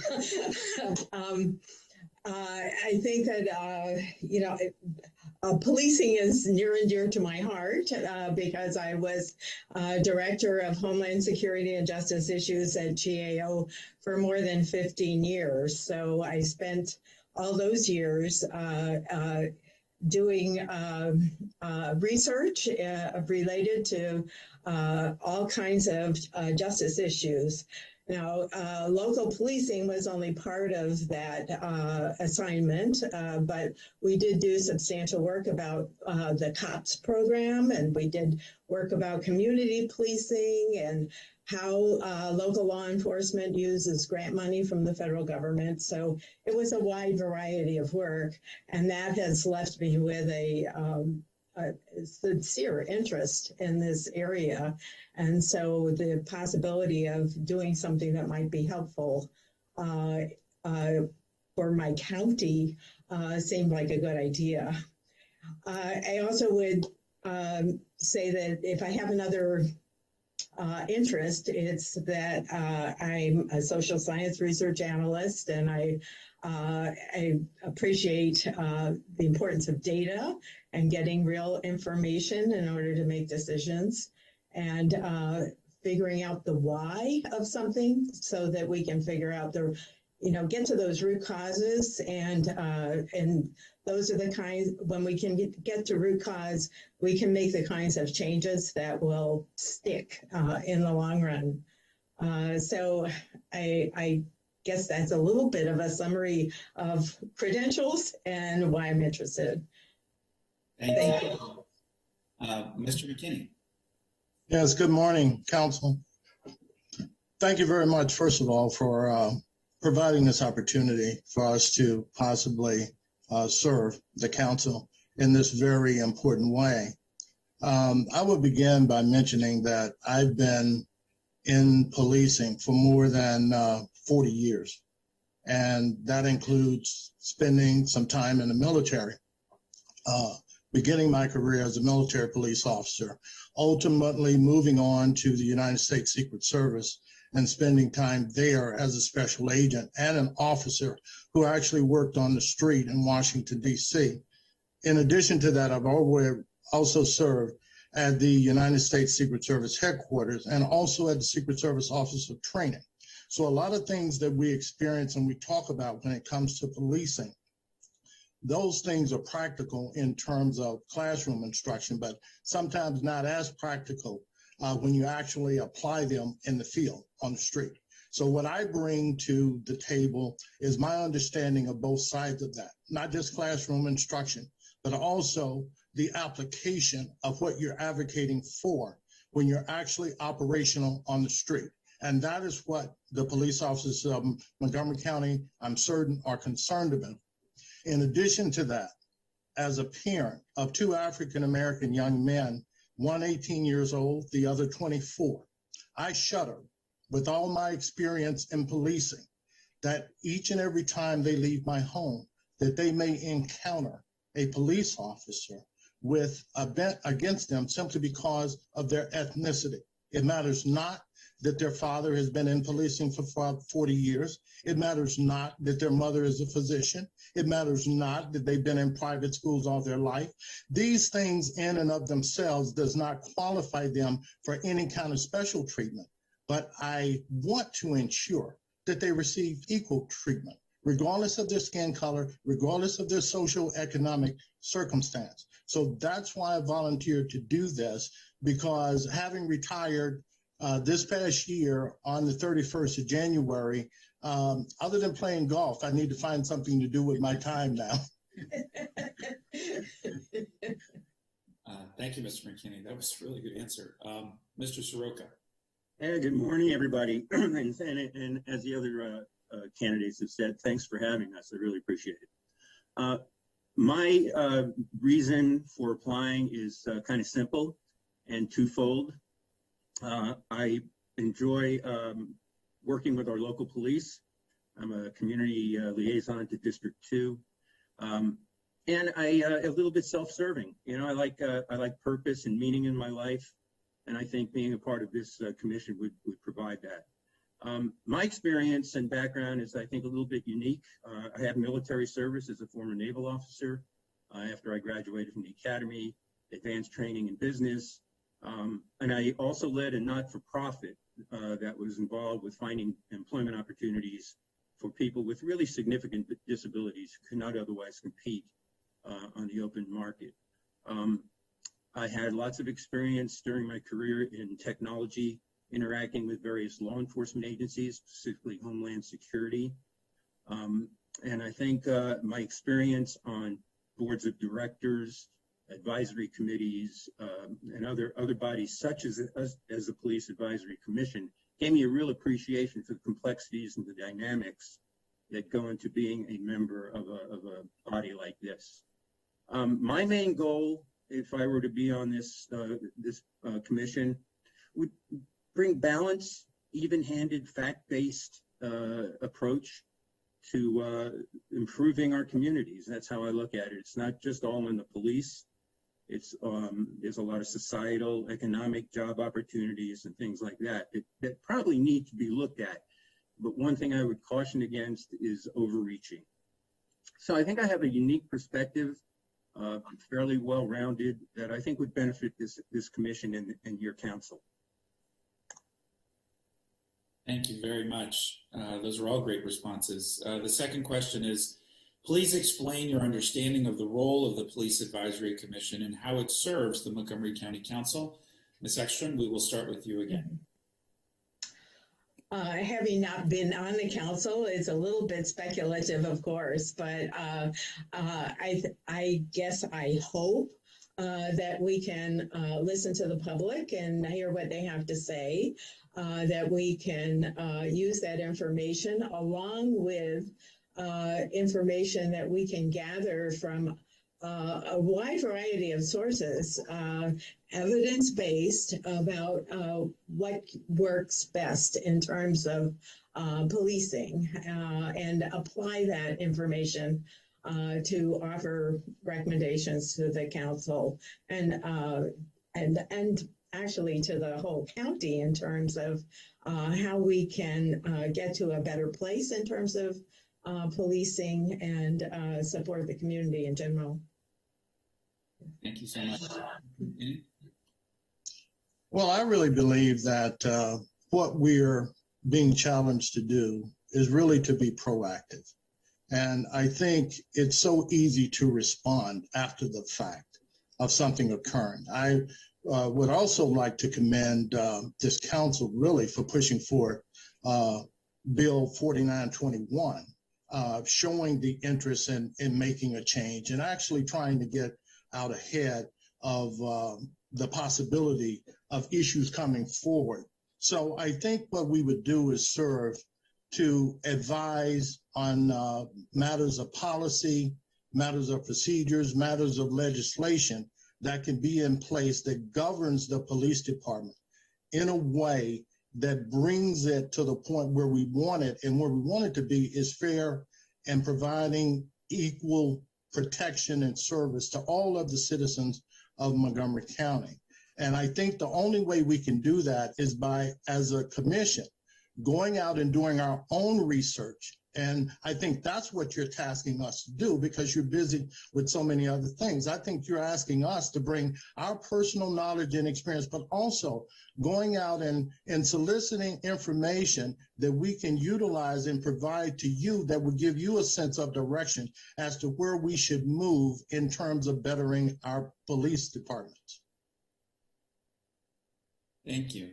Mr. Soroka. Yeah, thanks for the question. I think there's two parts that need to be considered. One is the legislation that established the commission. It's pretty clear, and it seems as if it was fairly weighted towards reforming police practices. But the landscape's changed in the last 2 to 3 years. You know, things are complex, societal pressures, job opportunities, the economy, education. All of those kinds of things could be part of what the commission considers going forward. But clearly, we have to come up with actionable and recommendations for you, the council, to consider. I would be careful to overextend the role of the commission. It seems like from reading the information on the website and the annual report, that is fairly extensive and a broad attempt to address a bunch of different issues. So one thing I would take a close look at is make sure we narrowly focus on things that we really can make a difference on. There's low-hanging fruit, and that's kind of easy to to address, but there are some really deep root causes that are going on well beyond just the statistics that you look at that maybe should be on the table for consideration. Thank you for that. Third question is, how would you position the commission to work on racial equity and social justice issues? Ms. Ekstrom. This is clearly a very important issue to me. I've done a substantial amount of research work for GAO and for other, for some referee journals about discrimination issues. And I guess it's personal too, because my son is Black and my daughter is Hispanic. And we've definitely experienced some incidences, and fortunately none in Montgomery County. I think we need to look carefully at information about what works based on research in the past. We need to develop more information about what's going on in the county, and both how the public feels about this and how the police feel about it. We need to, again, as I said before, try to be sensitive to the root causes of these things, because most of that root cause is probably far beyond police.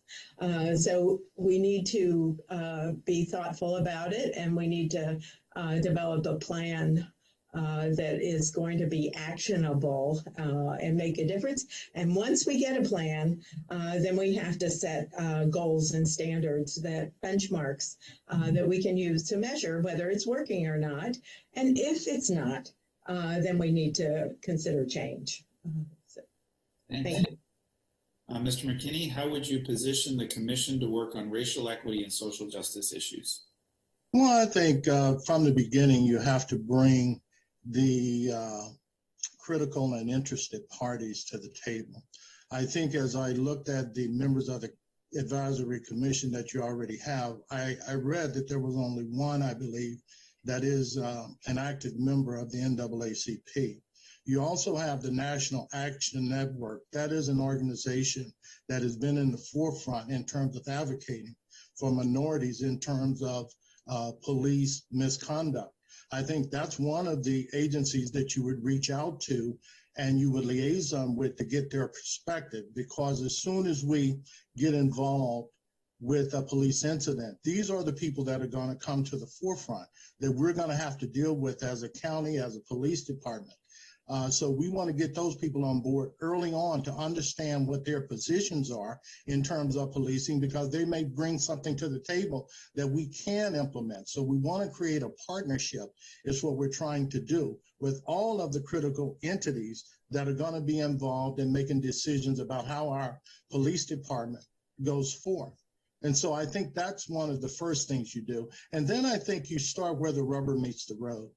Most of what happens in each and every police department across the country, their encounter with the public generally starts with traffic stops. So I think that's the very beginning of where you have to start. That's where the rubber meets the road. That's where everything begins and either develops in a positive or negative way in most cases. From what I understand, even in this county right now, I think there's only 20% of the county that's minorities or African Americans, yet about 38% is the number of them that are involved in traffic stops. And then there's something to the point of 40-some-odd% that are being searched. So when you start looking at those statistics and actually looking at the data, that's really where we need to begin focusing, so that we can make sure that when they encounter our police department, that things are being done in a fair and equitable way. So I think that's where the rubber meets the road. I think if we start focusing on the small things, then ultimately the big things will begin to take care of themselves. And it's about education and those kind of issues. I also understand that the county right now is in the midst of trying to decide whether or not it's going to require police officers to spend 30 hours of classroom instruction at Montgomery County College in order to prepare them for their jobs before they enter the academy. That's a very good idea, because right now the county is going to be dealing with so many issues that we may consider somewhat ancillary, but almost just by happenstance, most issues in Montgomery County, when it involves law enforcement issues or behavioral issues, the police are somehow involved. And we just want our police to be handling those issues in the proper way. I mean, it's a big difference from interviewing someone in a classroom setting and instruction versus knowing how to do that in a safe and responsible manner on the street. So I think we need to be very aggressive in terms of getting our police educated in a way that they'll be able to implement the things that they're taught in class, and that will make for a better response and a better community overall. I really see it as a three-pronged issue. I see policing, one, as educational. I see it, two, as tactical training. And then I see three, as a process of punitive correction. And you have to have that three-legged stool in order to have a firm foundation to be able to build on that and provide the Montgomery County residents with the type of policing they actually deserve. Thank you. Mr. Soroka? Yeah, thanks for the question. I think positioning the commission to work on those issues is going to be a heavy lift. It's important to keep in mind, I think, that the commission cannot singularly solve racial equality and social justice challenges, but absolutely can be a part of a broader discussion with other county committees or commissions. And I also think we have to be careful not to dilute the initial purpose of this commission. While we address social justice and racial equality issues, we also need to keep an eye on how do we make and continue to make Montgomery County Police the best in the country. The other things we could consider looking at, in addition to economic drivers such as poverty, things like education, job opportunity, are things a little bit more closely related maybe to policing, like sentencing guidelines, bail reform, and things like that. So yeah, it's something we ought to consider. Let's keep our eye on the initial ball, make sure the police become a better organization, and then pick one or two really key issues that we think we can make a difference in on the social justice and racial equality side. Thanks for your thoughtful responses. The final question is just a logistical one, and then I'm going to turn it over to my colleague to ask questions. One colleague's in the queue so far. Colleagues, just let me know if you'd like to ask questions. The commission meets the third Monday of each month from 6:30 to 8 p.m.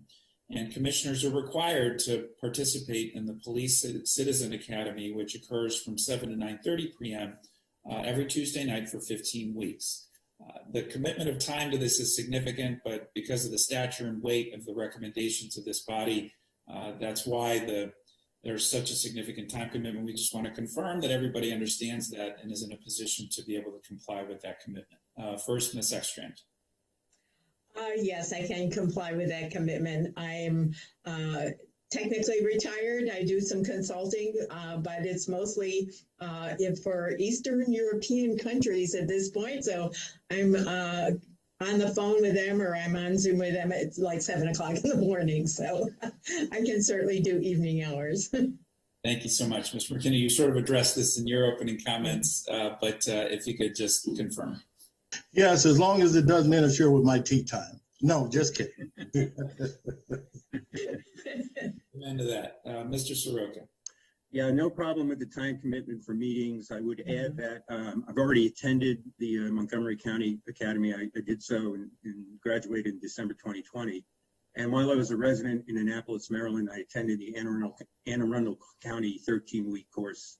And then District 2 in Bethesda initiated an inaugural 4-week mini academy in October, and I also was fortunate enough to attend that.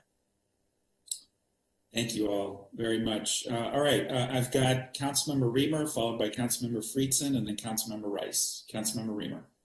Well, thank you so much for offering to serve and stepping up in community leadership. I really enjoyed this panel. I got a lot out of your responses, so I feel like I've heard really strong presentations from each of you, and so I won't follow up with an additional question here, but I just want to thank you, and you'd all do a terrific job, and I appreciate your coming to us today.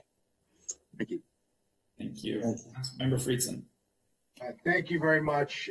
Ditto, really appreciate your willingness to serve. We obviously have a plethora of qualified and talented candidates, which is certainly clear. It's not going to make this decision any easier. But my question is similar to the last panel earlier that I asked, but later in the meeting, we're going to be talking about the new Police Accountability Board.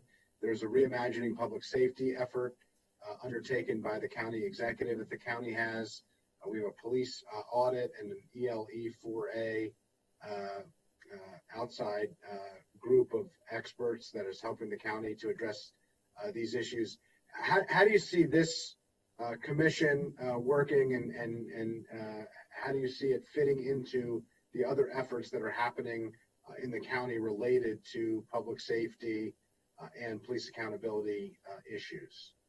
And I'll yield to you, Mr. President, if you want to go through a certain order, just so that we are alternating, unless you want me to. Sure. Why don't we go reverse order this time? Let's go with Mr. Soroka, followed by Mr. McKinney, and then Ms. Ekstrand. Yeah, it's an interesting question. First, we need to know what the other committees are doing, and we have to know that. I think that's part of what this commission needs to do. To do so, I would hope there's kind of like a committee of committees where the chairs of each of those four groups are meeting on some periodicity to make sure that we deconflict any kind of initiatives. There's little to no overlap, and we share best practices and learnings with each other and bring those back to our respective committees and commissions. So it's going to take some work. There has to be liaisons set up. We've got to be structured within our commission to interact with those other four entities, and maybe more. There might be more on some other branches of our government, but there's got to be information sharing.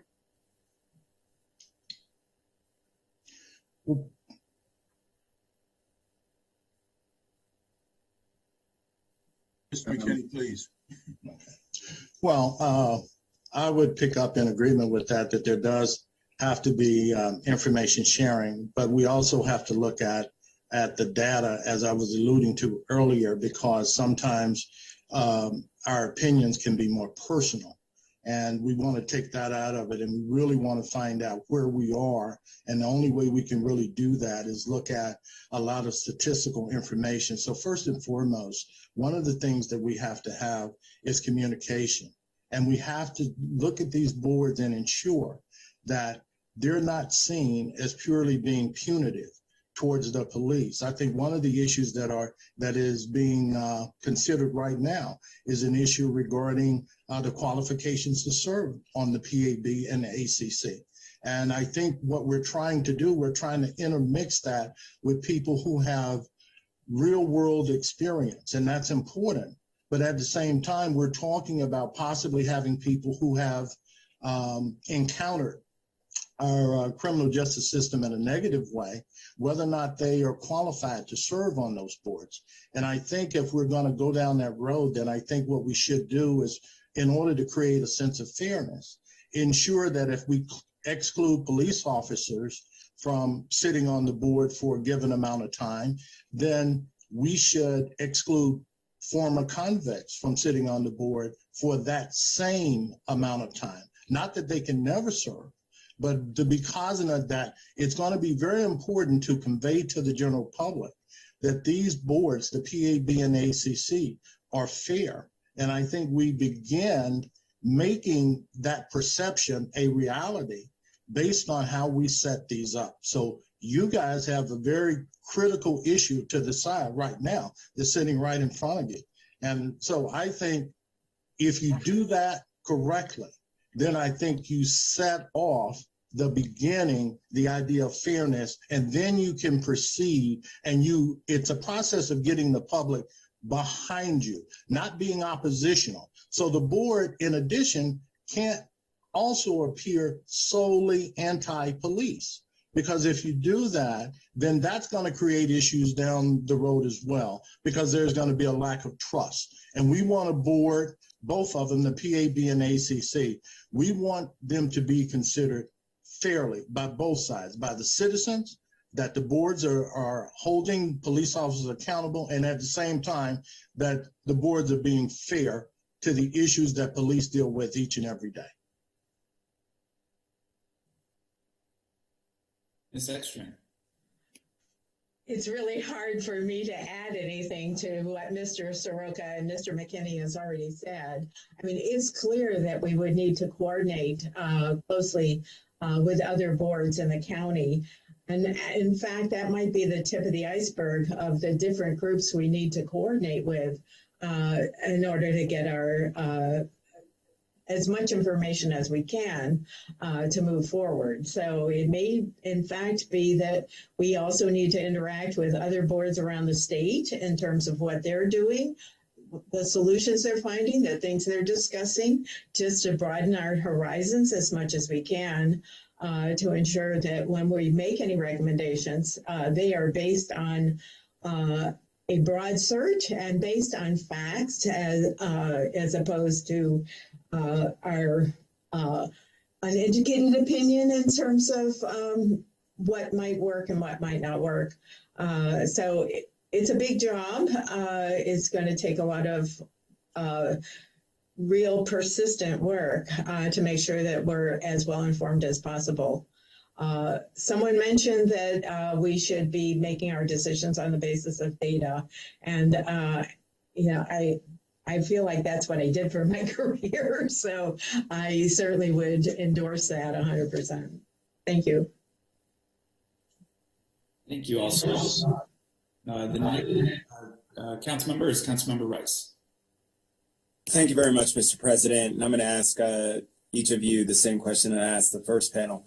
There's been the general notion by some of defund the police. And so I'm curious as to your thoughts on what we should do when it comes to police funding.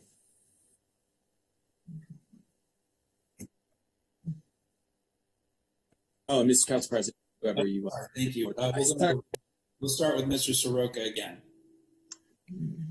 Well, I'm going to use a word that you might not like, but I think the whole notion of defunding the police is a bit silly. Certainly reallocating resources, increasing training. I'm a big believer that training is one of the root causes of maybe misbehavior on the streets or application of inappropriate techniques. It takes a long time to learn how to do the enforcement techniques that our police have to do. So I don't believe in defunding the police, and I think we're reading about it today that okay, maybe the pendulum's swinging back a little bit. So we got to be even-handed. We have to reallocate resources. We have to increase training. I think more officers are needed. I talked to the D2 folks, and they're pretty well stretched. Police, if we're going to really have true community engagement, which we absolutely have to have, we might need some more community liaison officers, and who are truly embedded in the communities, not just visiting, once or twice a month. So I am a believer in properly funding the police, and if we can and afford it, increasing funding. Well, I would say first and foremost, most of you probably already guessed that I'm not for defunding the police. That would be a great guess. But let me put it this way. What we have to acknowledge is that there's only probably 10 to 15% of police officers who generally act in ways that are not consistent with our expectations. And rather than focusing on defund the police, which became more of a political football being bannered back and forth, I think what you do is you bring those entities to the table. You get people from Black Lives Matter, for example, and you talk to them about what are your true concerns. Now, we're not going to defund the police, and be frank, we're not going to defund the police, but what other things would you suggest that we should do in order to better our police department? Let's bring these people aboard and make them have a stake in the game here. The same thing that you would do with the National Action Network. Let's get these people, these entities up front on our side in a way that supports what we do. And it's just a matter really of communication and outreach. That's what we're talking about right now. And so we don't want to get into this thing about, defunding police. You don't have to defund the police. I think the thing that you have to do is look to what we've already talked about, their training and their tactical ability and training, their school knowledge, that information, and also there always has to be a punitive obligation as well, just in case you have police who get out of line, and that's going to happen periodically. But generally, it's only about 10 to 15% of the policing population that actually is involved in many issues that are not necessarily what we'd like to see. Thank you. I certainly agree with Mr. McKinney that this whole defund the police has become a political football or even a political weapon that is totally inappropriate. I think that the goal of police is to reduce and prevent crime. And I think to do that, it's going to require more comprehensive effort. So it's not defunding the police, it's funding the police at proper levels, but it also involves education system and anti-poverty programs and housing, et cetera, et cetera.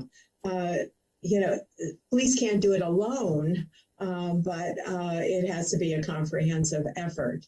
So I certainly do not endorse defunding the police. I endorse the idea of perhaps even more funding for police and more coordination with all the other programs that should help reduce crime. Thank you. Thank you very much, both of you, for volunteering to serve in this role. It really is truly important, and I should have said at the outset, but really want to thank you for giving of your time. Thank you very much, Mr. President. Thank you so much. Next, we're going to hear from the Chair of our Public Safety Committee, Councilmember Katz, followed by Council Vice President Glass. Very much, Mr. President, and thank you, all three of you, for applying. On the last panel, I said that how difficult they had made their decision. You all have decided to make it even more difficult, and of course, we have another panel this afternoon as well. So, thank you for making your job even tougher. As I ask on the other panel and as well, there's certainly nationwide policing concerns and what has happened, and of course the Montgomery County Police have been trained and have gone through Air Academy and certainly received what we believe to be the very fine training. Could you please address, and some of you have discussed this in some ways, but if you wanted to go a little deeper, I'd appreciate it. Could you please address what you know about the Montgomery County Police Department versus the nationwide police departments and the issues associated with them? And with that, Ms. McKinney, you've always been in the middle. If it's okay with you, I'll ask you to be number one on this one, please. Okay. Well, what I know about the department is that it has about 600 officers that patrol the streets 24 hours around the clock. And I know that the department itself focuses generally on the major traffic issues in and around the county. And I think they have a central traffic unit, and it's broken up into commanders of several districts. And really, that is where not just policy is implemented, but also the ability to police in an appropriate way starts at the top. So the commanders are going to be very key in terms of what they're looking for, because officers are being evaluated and things of that particular nature. So whatever these commanders find is important in terms of what's going on in their district. That's where the chief and other members are going to really have to focus to implement policy and procedures. And so I think when you look at that, as I was saying earlier, I think you start at the very bottom, because the reason we're here more so because minorities, particularly African Americans, Hispanics, and other minorities, have not been receiving across the nation, not just in Montgomery County, but what we consider to be fair and equitable policing. And what we're trying to do here, I believe what this council is trying to do with Bill 4921, and I also believe what this advisory commission should be trying to do is ensure that the Montgomery County Police Department is the beacon of policing, not just in our state, but across the nation. And I think we have a unique opportunity to do that if we're willing to grasp the reins and move forward in, again, a proactive way to do the things that we need to do to make this department the department that we want it to be. Thank you. Ms. Ekstrom. Thank you. I will be honest and tell you that I am not as well informed as Mr. McKinney in terms of the police department in Montgomery County. Quite a few years ago, I did a study for GAO that involved looking at driving while Black, and Montgomery County was part of that study, and the data did not look so good. And I'm well aware that the data still do not look good in terms of traffic stops in relation to minorities. To be honest, I don't have other specific information relating to Montgomery County Police. Thank you. Thank you. And Mr. Soros. Yeah, thanks for the question. I'm going to answer this a little bit differently. I believe there's about 12 to 1,300 sworn officers in the county, all of whom are dedicated, some of whom probably could use some additional training. I can also tell you from the academy that the department does an awful lot of things, from traffic to drugs to gangs to all sorts of enforcement activities. They have a Herculean task. I can tell you that the people in District 2 are incredibly cooperative with the residents of District 2.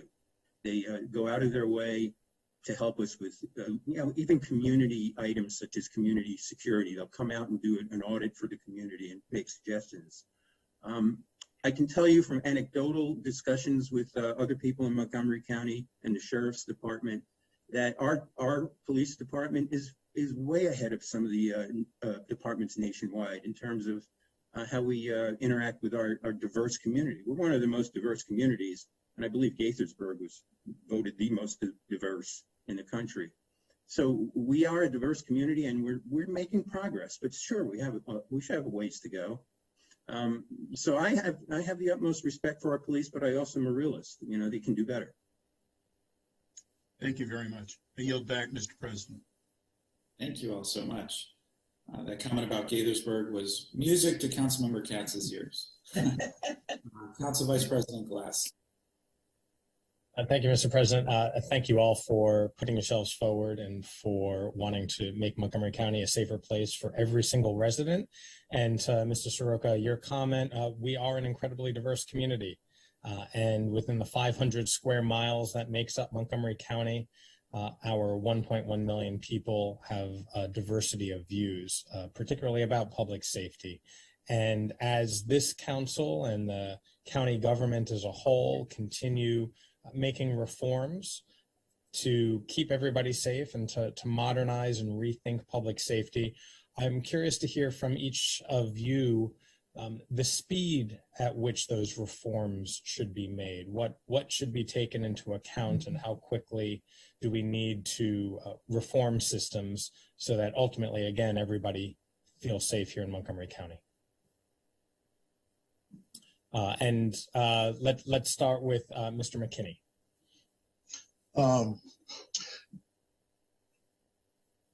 Thank you, Mr. Glass.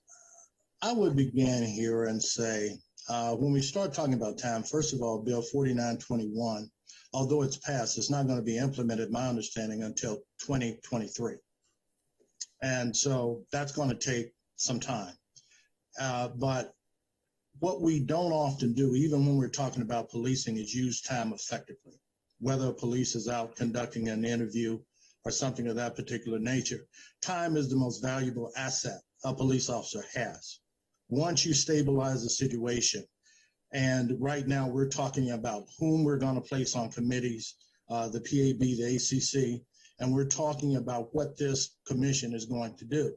Yes, we want to do it as quickly as we possibly can. But at the same time, we want to make sure that we do it right. That's more important than just fast in time. And that's the problem that we have with most policing on the street now. Police are hurried because when there's an incident, they want to get to the incident and rectify whatever the situation is. And unfortunately, when you do that, sometimes there's a lot of things that are overlooked. That's what I mean about this advisory commission as well.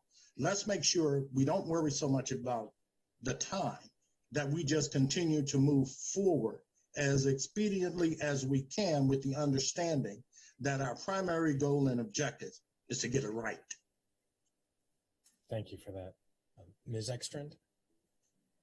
When we're talking about this, I can't help but think of something that we always mention in my GAO work, and that is cost, time, quality.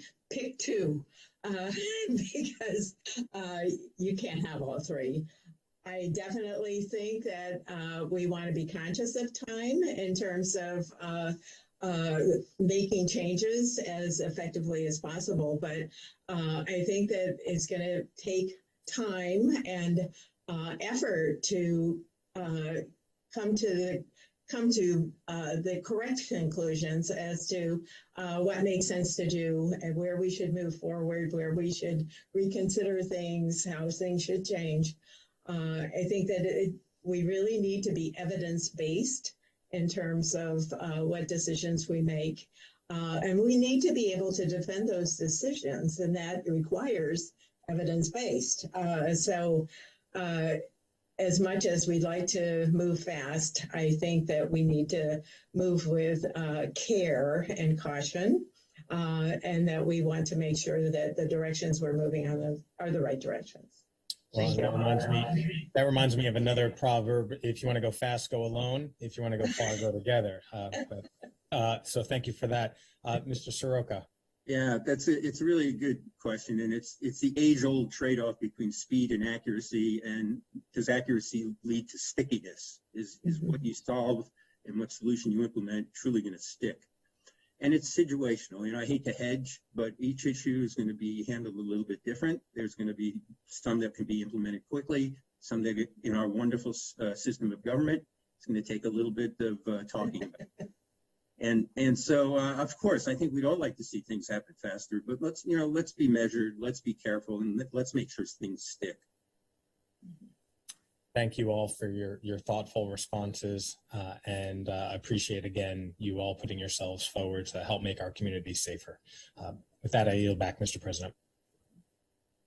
All right, I don't see any other questions from colleagues for this panel. I want to thank you all very much. This is going to be a very difficult decision, but you all have outstanding records and have served our community and country in so many different ways.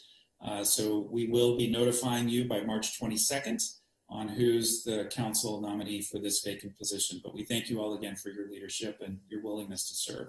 Okay, thank you very much. Thank you very much. Thank you. Well, this wasn't entirely planned, but that was sort of the perfect precursor to the next conversation we're going to have, which is item number 3. I'll note that we are officially entering into legislative day number 7 as we discuss item number 3 in this work session. And that is Expedited Bill 4921, Police Accountability Board Administrative Charging Committee as established. Just again, for context, we are continuing our dialogue and discussion as we move forward this critically important piece of legislation that follows a mandate from our General Assembly, which again, the Council fully supported. And there has been some degree of flexibility given to all local jurisdictions in the makeup of these particular advisory boards. And so we are going through that decision process and making right now. We made great progress through several committee sessions and in our most recent full council work session. And there are still some outstanding items that remain. And as I said at the beginning, our goal is to complete this process before the end of March so that the executive branch can begin the process of recruiting and training the individuals who will serve on the Police Advisory Board, who will then in turn appoint the members of the ACC. As I noted last time as well, we had more than 25 different organizations and panelists through our committee work sessions, and who provided very helpful comment and feedback all the way through. Unfortunately, because of the nature of our work sessions before the full council, with all 9 of my colleagues wanting to chime in, we can't follow that same structure once again, but people that participated during those work sessions are available to answer questions should they be asked.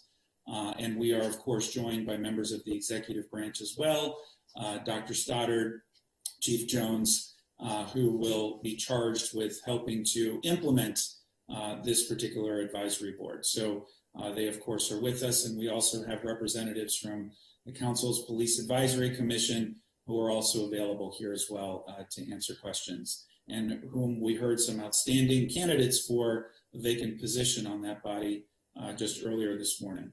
So I'm going to now turn it over to Mr. Drummer to walk us through the packet and what remains outstanding.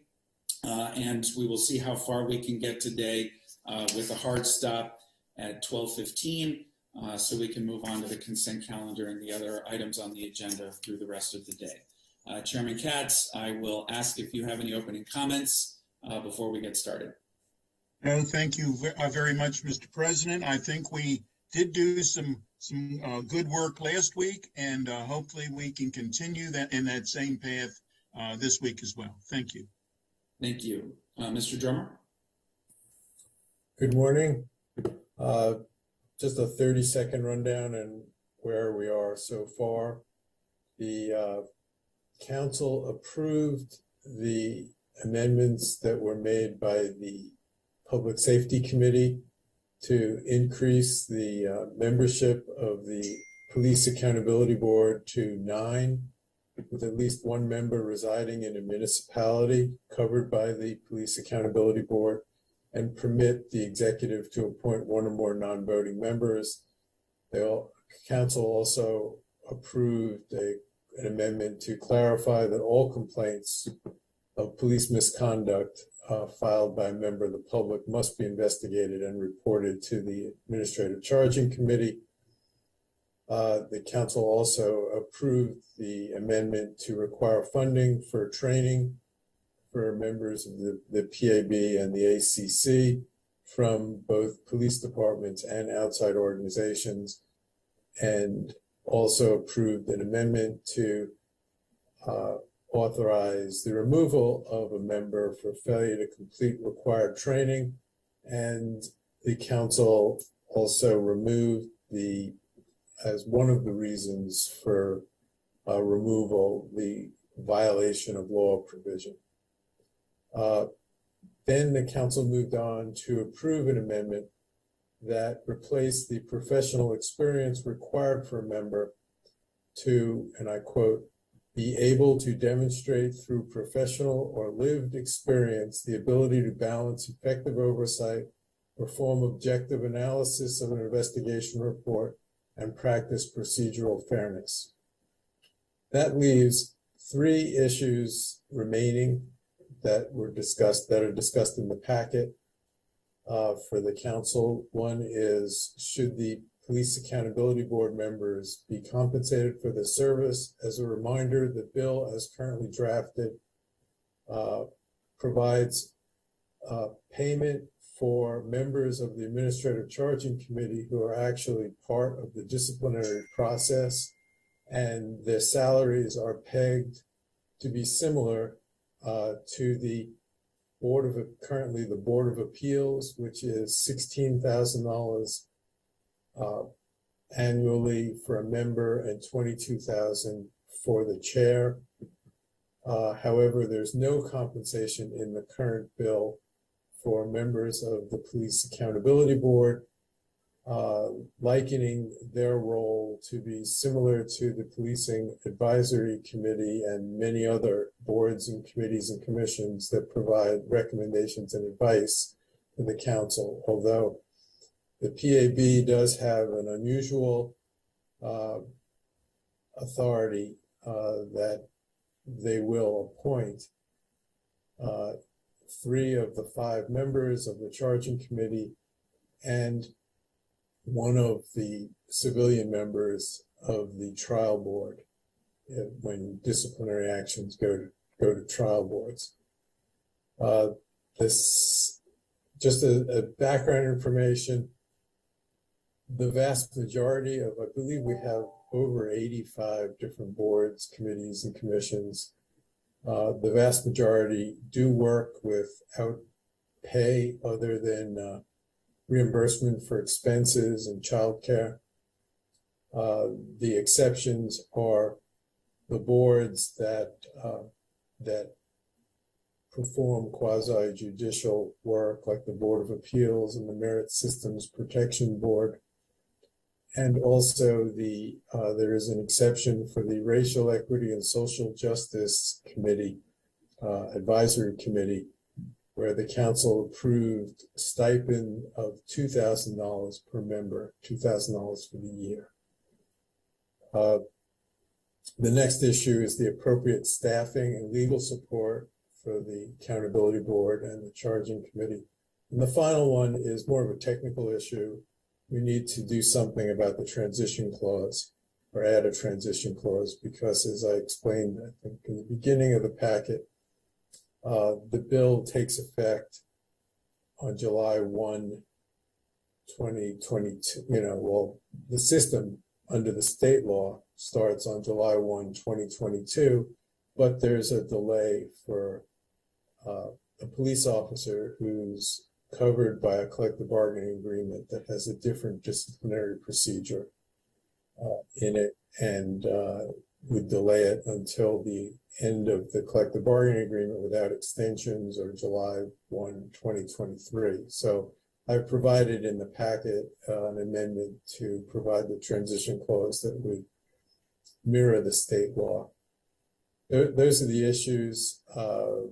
If the council wants to start with them one at a time, pick anyone you want to start with, and I can discuss it in more detail if you'd like. Sure, Mr. Drummer. Well, why don't we go in order of how you enumerated the discussion points that we still have to go through. I did have a couple of clarifying questions, Mr. Drummer. There's obviously the PAB and the ACC. And is there a provision over compensation in the law currently for the ACC? Yes, that's the $16,000 for a member each year and $22,000 for the chair, and it would go up with the CPI, which is very similar, if not exactly the same, because the Board of Appeals has been going up with the CPI as well. As to what the Board of Appeals does, as you know, the Board of Appeals is a holds quasi-judicial hearings on land use matters and zoning variances and other issues that may come before the Board of Appeals.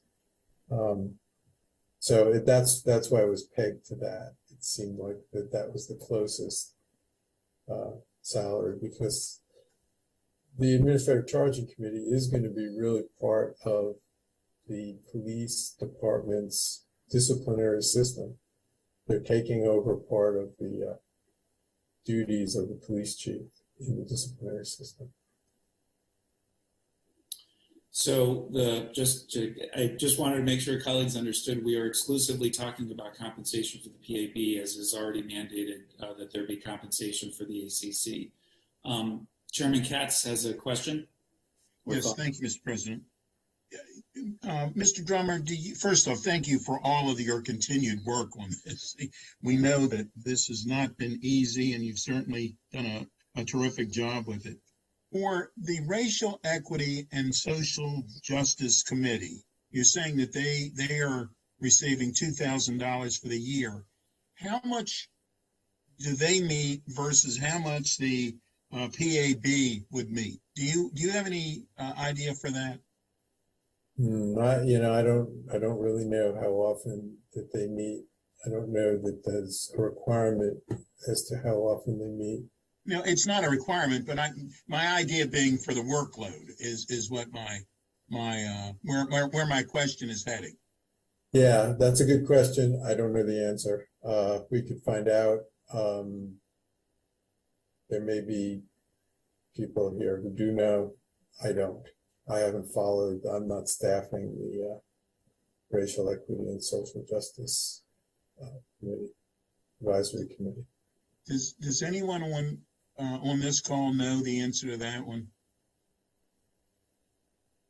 Ms. Farag's on, but I don't want to put you on the spot, Ms. Farag, if you need to get back to us. I can check into it, but I do not know I don't know the status of that right now. Well, because first of it, there's some concern to me about actually putting a dollar amount in the legislation itself. And I understand we have some asterisks associated with it, but I do believe that we should have some background on what others are being paid, which is what we do have, but how much work they're going to be doing versus how much others. And I see Dr. Stoddard's hand is up. So if it meets with your approval, Mr. President, I'm going to call him Dr. Stoddard. Please, yes. The one thing I would point out, Councilmember Katz, is that I would expect for the ACC particularly that the work that they're going to have to do is going to be largely done outside the meeting. And what I mean by that is they're going to have to review the investigative files, which could include lengthy interviews, could be hours and hours of video. So it's not simply just how often they meet, it's the amount of workload that they'll have to do between meetings with this particular committee that I think should heavily influence. I think your point is well taken that we should be equitable in our compensation of boards and commissions. But I would caution you not to just focus on the meeting times, because the expectation is they're going to have a lot of work between meetings, so that those meetings can be focused on the collaborative discussion around the decision as opposed to reviewing. Because the meetings would have to be 12 hours long to review all the body worn camera, for example. That wouldn't be a good use of people's meeting time. They should do it before the meeting. And if I use the term meeting, I should not have. I meant workload. and I think what you're suggesting is a fair point. I do believe though that I think the compensation for the ACC seems like it's fair, and it has to be noted that even if, or whatever we would pay the police advisory board, the PAB, that a person who was on the ACC, even though they're on the police advisory board and would be on the ACC as well, they only receive the one salary. They do not receive a double dip, and I believe I'm correct on that, right, Mr. Drummer? Yes, you're correct on that. If you gave them a salary, since they have a set term of office in the law, they would be getting 2 offices of profit, which would violate the state constitution. So whoever, if you do provide compensation for the accountability board members, it needs to exclude either the chair or who the chair designates to sit on the ACC, that they shouldn't get paid twice. Well, they can't be paid twice. So, they can't be, right. Yeah. So we need to do that as well. But I believe in as much as I would like to finish all 3 of these questions today, I would believe we need a little bit more background information on what we might be considering for compensation. And with that, I yield back to you, Mr. President. Thank you. I've got Council Vice President Glass, followed by Councilmember Rice, followed by Councilmember Jawando. Mr. President, just very quickly to answer Councilmember Katz's question, the Committee for the Racial Equity and Social Justice is required by law to meet at least 6 times a year. Thank you. Thank you. Thank you, Mr. President. Appreciate the question by Chair Katz, and I have another question. I think this would go to Mr. Drummer. I recall this session a few years ago. Colleagues introduced legislation that would have required compensation for all the boards or a number of the boards, committees, and commissions, and that there was some legal question regarding citizenship or status of those who participate. Can you or someone else maybe elaborate on that? I remember that being a sticking point. Well, there was a bill to provide compensation for all members of the county's boards, committees, and commissions. I don't, I know that if you pay people and give them a 1099, they have to have, I believe, I'm not an expert in immigration, but I think that, I think they would probably need to be able to work in the U.S. have the documentation necessary. Obviously, doesn't mean you need to be a citizen, but sure, and have certain documentation. But I can't tell you exactly what. I think there are some provisions for people who run their own business. Then maybe there is somebody else on staff that we can talk with at after this session. But if one of the sponsors of that legislation wants to reference and either correct me or set the record straight, that would be great. But my general take on this is this: absolutely, the ACC members should and need to be compensated for their work because they're serving the integral role of administrating the discipline for the complaints. My concern and my question is regarding the PAB, because that is an advisory role, just as there are dozens and dozens of advisory boards. We just had a conversation with individuals who want to serve on the Police Advisory Commission, one of, again, the 90 or so. And I think this is an issue of equity. We have the Criminal Justice Coordinating Commission, the Domestic Violence Coordinating Council, the Commission on Juvenile Justice, and the Commission on People with Disabilities, and people volunteer their time for those and countless others. And I think we need to take a holistic approach to this, but because the PAB is advisory, just as those other groups are advisory, I have concerns about setting additional or different playing fields and different tiers of volunteerism and commissions within the council. And so I throw that out as caution that I have and concern about setting compensation for the PAB. So I yield back, Mr. President.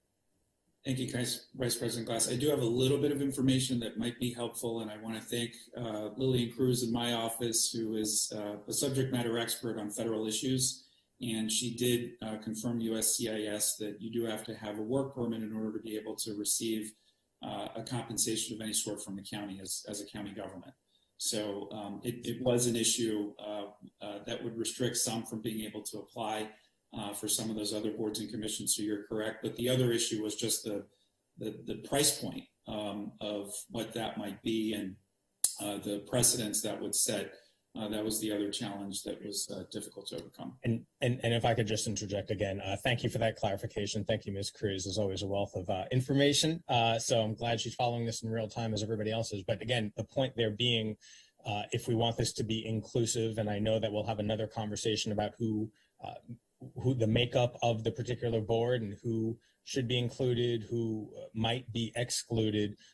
I think that, as you just noted, federal law would say that if there is compensation, that those who are undocumented would be excluded. And that is something to weigh in this conversation. So now I yield back for real. Thank you.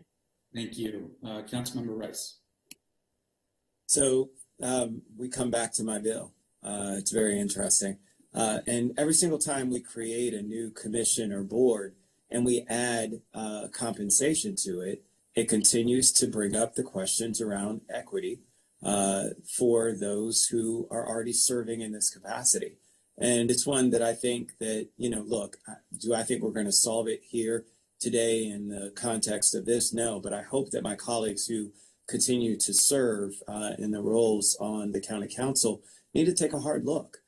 Because folks will start to ask questions. There are plenty of folks who actually attend every single one of the monthly meetings. Victim Services Advisory Board that I was on and served on before coming to this council does not receive any stipends or any sort of payment. And those are dedicated individuals. I know I was one of them, and I know that they still are. And there are tons of boards and commissions that do this work. And so for us to start picking and choosing which ones are entitled to getting stipends and others aren't is dangerous. It's dangerous in the sense of that we continue to make it seem as though some issues are important and others are not. And that was the whole notion of why I put that bill in to begin with, was because I wanted to say that all of them are worthy of, if we're going to say that we're compensating folks for giving of their time, then we need to do so accordingly with everyone.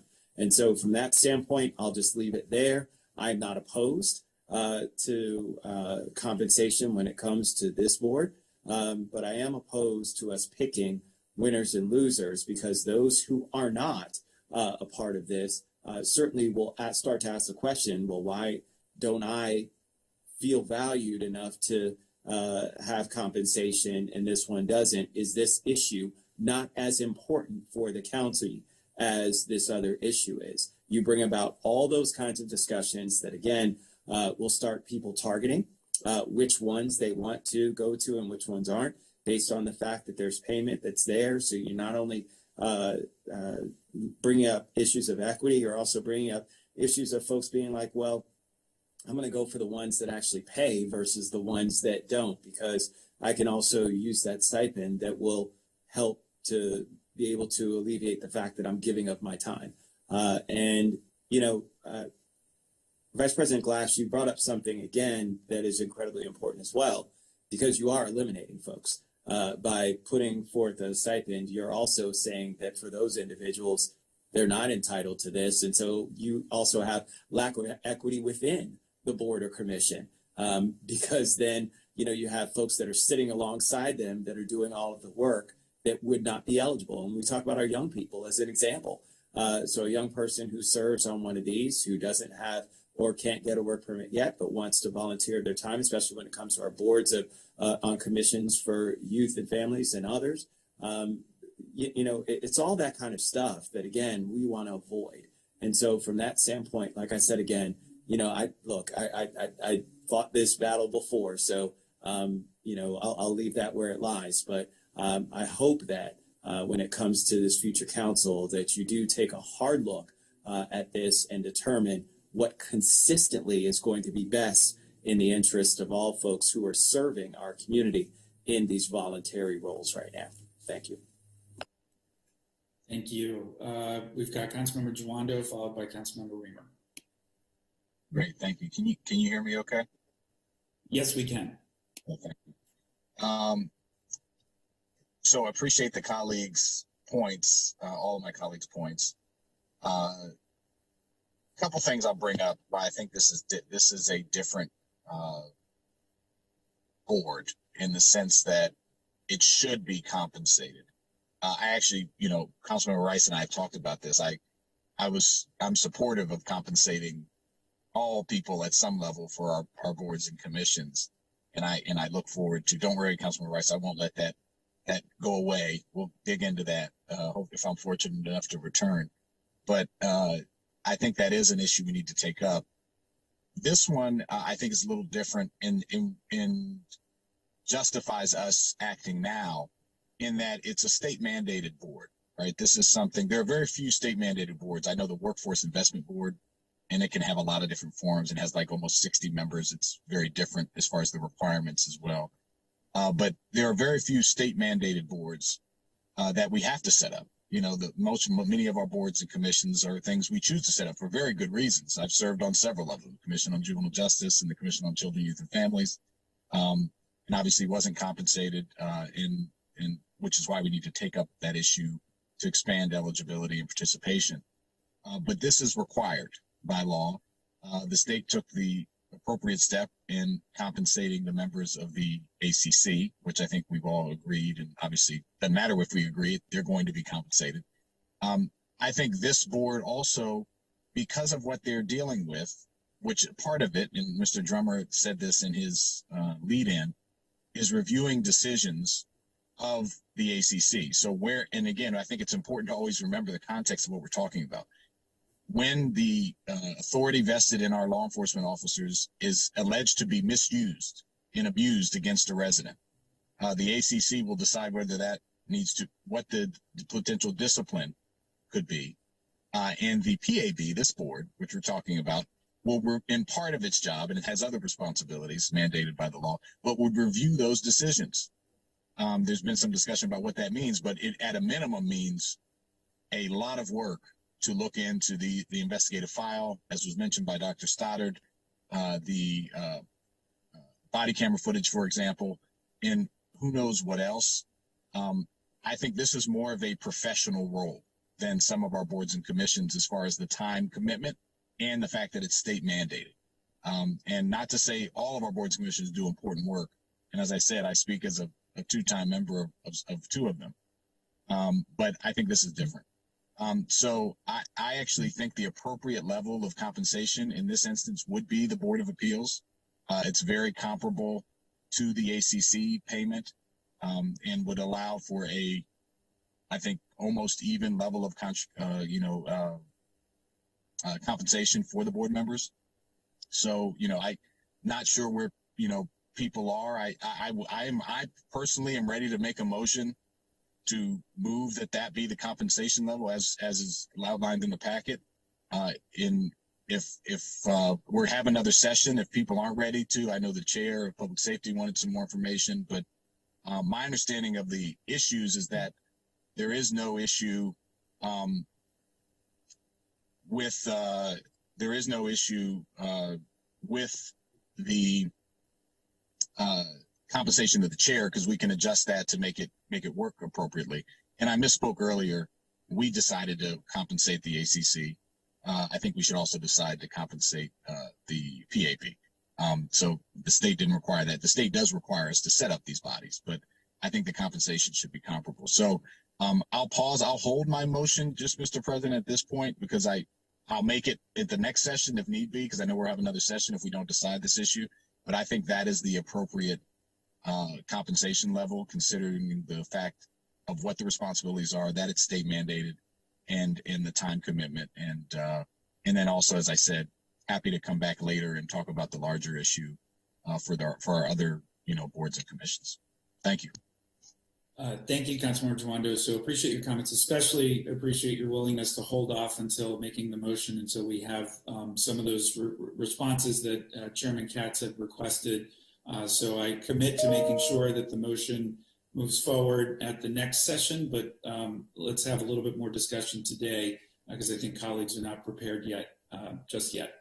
So I appreciate that. Councilmember Reamer. Thank you. Well, I'd like to ask Mr. Drummer if he could explain the responsibilities of the PAB as distinguished from the ACC. I really appreciate this comparison with the ACC and the Board of Appeals. And that is an adjudicatory body that requires a lot of work. And I think there's no question that the ACC is going to require a lot of work in order to ensure that those serving on that body are reviewing all of the evidence and making a fair decision. And it could easily be, more than a part-time job. So that ACC is absolutely vital for us to provide compensation for. But I'm a little less clear on the PAB, the umbrella entity. So Bob, if you could share with us what are the requirements of the PAB, please. Sure. They're listed in the bill. They're required to hold quarterly meetings with the directors of one or more law enforcement agencies operating in the county. They do have the very important duty to appoint the civilian members to the Administrative Charging Committee and a civilian member to the trial board. They receive complaints filed of misconduct, or the complaint can go straight to the police department. Either way, it's referred to the police department. Then it says they review, this is from the state law, they review the outcomes of disciplinary matters considered by the charging committee on a quarterly basis. They're not going to redo what the charging committee does on individual cases. That's not what they're being asked to do. What does that mean, review Well, they're supposed to basically review how's the system working and issue reports, to the executive and the council on what's going on, how many cases have we had, how many have gone this way, how many have gone that way, how many have not gone to trial board, how many have gone there. They're not an appeal body to appeal the decision of the charging committee. The appeal is to the trial board, not the police accountability board. It's not oversight of the actual decisions on an individual basis. It's rather right. It's overall. How is the outcomes of the disciplinary matters? How's it working? Any suggestions? And they advise the executive and the council on policing matters. And so that one, we don't know what that means yet. That could mean a lot of things. It could mean, and I would suggest that at the outset of this body's work, it focus really on the disciplinary process and not take up policy matters yet. And we do have a policing advisory commission that is intended to focus on policy matters. And we may need to conclude in, a year or two from now or three, whenever as this progresses, that we don't need separate bodies. That is a possibility. I'm very open to that, eventuality. But I would really encourage all of us to think about the PAB in its initial formulation to get the disciplinary process matters correct and build that system. And so we've got a body here that is charged with meeting quarterly and reviewing the disciplinary process that the administrative charging committee is conducting. And is there anything else, Bob, and its state mandated requirements?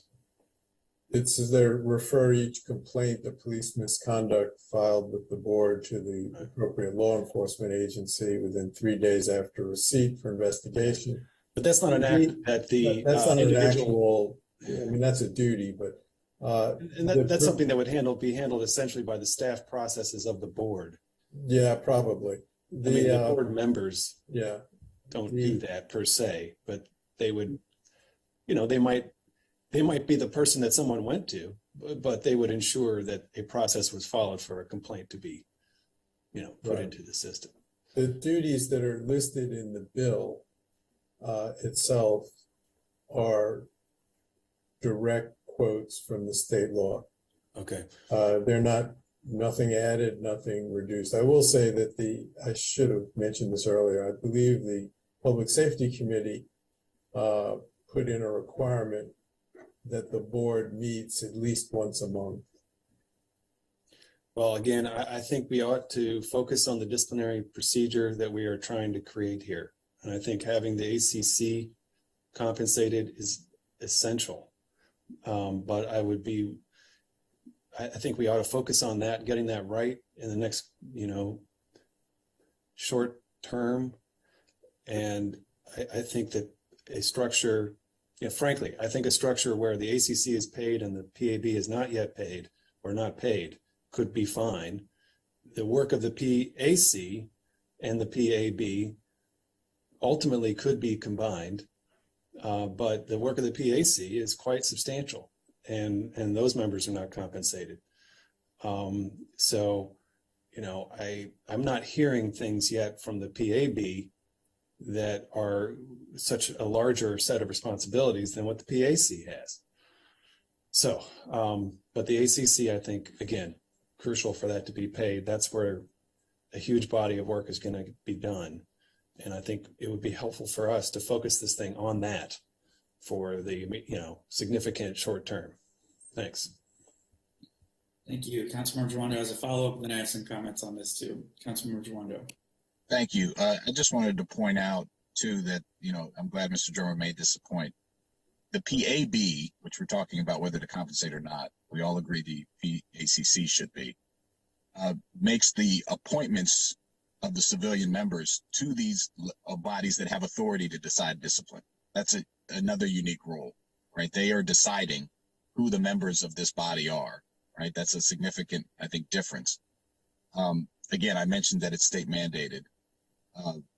Also, the Mr. Drummer mentioned the responsibilities as are in the law, the state law. Review is not defined. And, you know, you can have an interpretation, as I think Mr. Drummer does, of what that means. But even if you're to take the lowest level of review, as the word is defined in Merriam-Webster, to review properly, you're going to have to look over things to say what went wrong or what didn't. Even if you're not saying they don't have the authority to overturn the discipline, which they don't. But to review and to make recommendations on what worked in the process or not, you have to review the case files, which is going to take time. So you cannot, unless the review is just a cursory review, which I don't think we would want it to be. And so, one, it's not defined. It could actually mean a deeper level, and this is something that's a state. I've talked to some folks about. You know, there needs to maybe be some additional guidance on this, but review is all it says is review. And I think if you want to have at least a baseline level of review, you're going to have to, this PAB, the members are going to have to take the time, particularly as it gets started, because we know and we've learned with implementing police reform in any type of systemic reform of a system that's been operating like this for as long as it has, it's hard, and it's going to take a lot of upfront work. And I think the review of how these cases are going along and what happens is going to be an important part of the process. You know, the ACC is going to determine what the discipline is, but their job is not to review whether that process was right, because they're going to be looking at the discipline. So it's a different role, but it's a very important role to make sure the public has trust in the process itself. And so I just think this is an important thing that, you know, I know we're going to come back to it, and I'll still withhold my motion, but I just wanted to make those points because I do think this is they also have the authority to appoint people who decide the discipline, and they have to review it. So I think we should consider some compensation on a comparable level. And I just wanted to make those additional points. Thank you, Mr. President. Thank you so much. I'll just make a few comments on this. So I believe there are something like over 78 boards and commissions in the county. So as we look at, you know, compensation, we have to bear that in mind, that there's a large group of boards and commissions who all do extraordinary work on extraordinarily difficult and complex issues. Having said that, I do think, as was noted, there are some unique elements to this body that are distinct from the other 70 plus boards and commissions that exist in the community. One of those, and the obvious one, being that we're taking what was a department or executive branch function and transferring it over to this body. And that, of course, is the disciplinary process, which is a very significant one for so many different reasons. And that is, in of itself, I believe, unique to any of the other boards and commissions that I'm aware of, but I could be wrong. And so I'd like to request from council staff that if we can, between now and our next session, we can further investigate the distinctions between this advisory function and some of the other ones that we have, and whether or not any of those advisory functions also assume literal operational components of what was formerly a department function. So that's a question that I'd like to ask. And then if, you know, if, and it is a big if, obviously we have to further deliberate and discuss. I know Councilmember Joannou has signaled he's interested in extending a motion that would be compensation consistent with what we have applied to the ACC. But I think there has been an acknowledgement that both bodies of work are extraordinarily important. Both are going to have to do some heavy lifting. And in a moment, we're going to discuss making sure there's staff support so that they can do their jobs effectively. But there is a difference in terms of the obligations and requirements of the PAB and the ACC, as was noted, that go beyond just the substance and weight of what they are required to do. So if there's a way to quantify that in any way, how many more meetings, how many more hours do we anticipate the ACC is going to be required to manage the time, if that's even quantifiable, if that's a word. So if we could just pose those questions between now and our next meeting, I think it would help better inform us and see if we do move forward with payment of the PAB, should it be at the same level of the ACC, or should there be some options, in a compare and contrast of the responsibilities and time requirements? But the final thing I'll note, just again, a general comment here, is that this board in particular, I think the other really important distinction here is that because this is assuming what was an executive branch function, I believe strongly there does need to be consistency and participation among this advisory board, and that they may miss something significant if they miss a meeting and not have the proper context. And so if compensation helps to elevate ensuring that folks have more skin in the game and are more the bar is set higher for them to participate, not just as a volunteer, but to literally be compensated. And if that means they're going to more consistently come to each of the meetings, then I think that's something we should at least take into account, given the unique nature of the advisory function of this work. So those are just some of my thoughts and reflections, but we will come back to this item at our next meeting, which will be in person, by the way, on March 15th. And so we look forward to bringing that up again. That brings us to the second item, which is staffing levels. And again, colleagues, for context, these are items we did not get to in our committee work sessions. And so you are hearing in real time what the committee did not hear beyond what was in the packet. And so we're picking up the conversation from that context. So with that, Mr. Drummer, if you can once again provide some context for this second point, and let's aim to wrap this up by around 12:20, colleagues. Okay, thank you. For staffing, there was a lot of testimony at the public hearing about legal support. I think everyone agrees that they're going to need, that the charging committee especially, but probably both, the advisory board and the charging committee, are going to need professional staff. The question, though, is whether, other than what's in the bill now, it says that the chief administrative officer must provide staffing for the boards. If you need to have any more specific provisions in the bill, because it's really a budget decision that would be in the budget. The executive is going to submit a budget in next week, and a proposed budget for FY23. Yes, 23, and it should include a budget for staffing for the PAB and the ACC, and the council then will have the opportunity to increase it, decrease it, or leave it the same. But in any event, it's probably a budget decision as to how much staffing you're going to have for the boards, although it's clear that they're going to need professional staffing, and it's probably going to need professional staffing that's dedicated just for them, and not, by the way, you need to do this as part of your regular job. But so there's that. And then the other question is, there was a lot of testimony about the county attorney's office providing legal support for the board and the committee.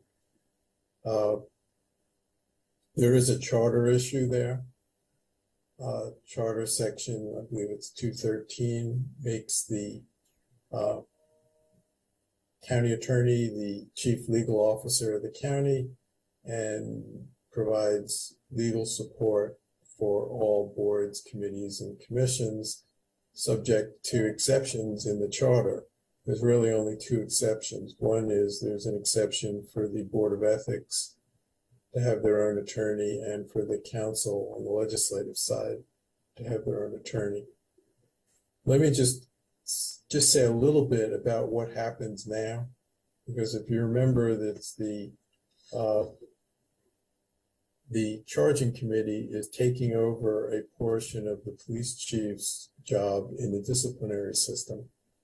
What happens now is the county attorney's office provides an attorney to work with the police investigators, the Internal Affairs Division, and that attorney will then discuss the case with the chief, or I believe in the county, it's a group of assistant chiefs of police, as to whether discipline should be imposed. And then if discipline is imposed, that attorney then represents the department in the disciplinary action in front of the trial board. The county attorney's office provides a separate attorney who acts as general counsel to the police department, who provides legal support generally for the police management in a variety of areas. That's not a conflict of interest. That system has been approved.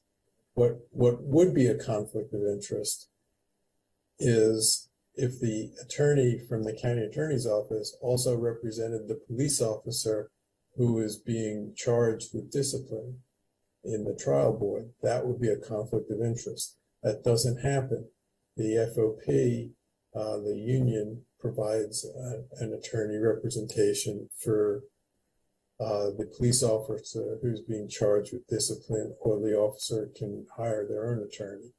But the department, the county attorney's office, doesn't advise them. And I don't believe there is an attorney advising the trial boards. The trial boards handle their own case. They're led by a labor administrator, a labor relations professional who understands how to hold a hearing and prepare a decision. So just to make it clear, what would happen if the county attorney's office, under the bill, is the county attorney's office would provide an attorney to provide support for both the internal investigation and by the police department to the extent they need legal assistance during the investigation, and then would provide support for the charging committee to help them decide whether or not a discipline should be imposed, and if necessary, handle the case for the department in front of the trial board. If you break it up, which you can do, I mean, you could require outside counsel for the or a separate counsel for the administrative charging committee. They're going to lose, that person will not be working with the internal affairs division, will lose the ability to get involved in the disciplinary action early on, and will lose something. But it's possible, you can do it. I'm not going to tell you that it can't work. It can work to have independent counsel. I'm not sure it's going to work better though, because I think the attorney who is involved from the beginning, from the ground up in the disciplinary decision, the investigation, and then advising the police chief and eventually the charging committee on whether discipline would be in the best position to actually prosecute the case in front of the trial board. But if you want to, and I know there was a lot of testimony about a conflict of interest and the county attorney's office can't do this. If the council wants to split it up, there's three possibilities. I think the third one has some potential legal issues. The first one is to ensure that the attorney assigned to serve as counsel to the committee must not also serve as general counsel to the police department. So the general counsel to the police department, which is a separate attorney in the county attorney's office, wouldn't be the person who handles this. That's currently the way it's done now. The second option is to require the county attorney to retain special legal counsel approved by the council, the county council, to serve as counsel to the board and counsel to the committee. it could be done by outside counsel. There is a possible argument that the council doesn't have the authority to mandate the county attorney hire outside counsel under the charter. I think that's a question that could be debated both ways. If you retain outside counsel or special legal counsel to should, I think the practical result would be the same. I cannot see the county attorney ignoring that. But I don't necessarily agree that it's absolutely illegal if the council says must retain special legal counsel. So that's your second alternative. The third one is to move the entire charging committee and board out of the executive branch into the legislative branch. And the problem with that is well, the advantage is the council can provide special legal support outside of the county attorney's office. That's how I exist in my job. But it's not, the problem is it's really an executive function. You're part of the disciplinary system for an executive branch department, for the police department. And there's an argument, raises the legal issue is violating the separation of powers between the executive and the council, the legislative branch. So that has a few issues, legal issues, that I think could be a problem. But those are the three ways I see that you can change the attorney. And as far as staffing, you can leave it the way it is and designate how much money and what positions, how many positions would be involved in the budget. You don't really have to do it in this bill, in which case then you could reevaluate each year. How much do we need? Do we need more people? Do we need less people? It's an annual decision on the budget rather than setting it in law and having to go back into the law each time if you want to change it. So those are the issues surrounding staffing.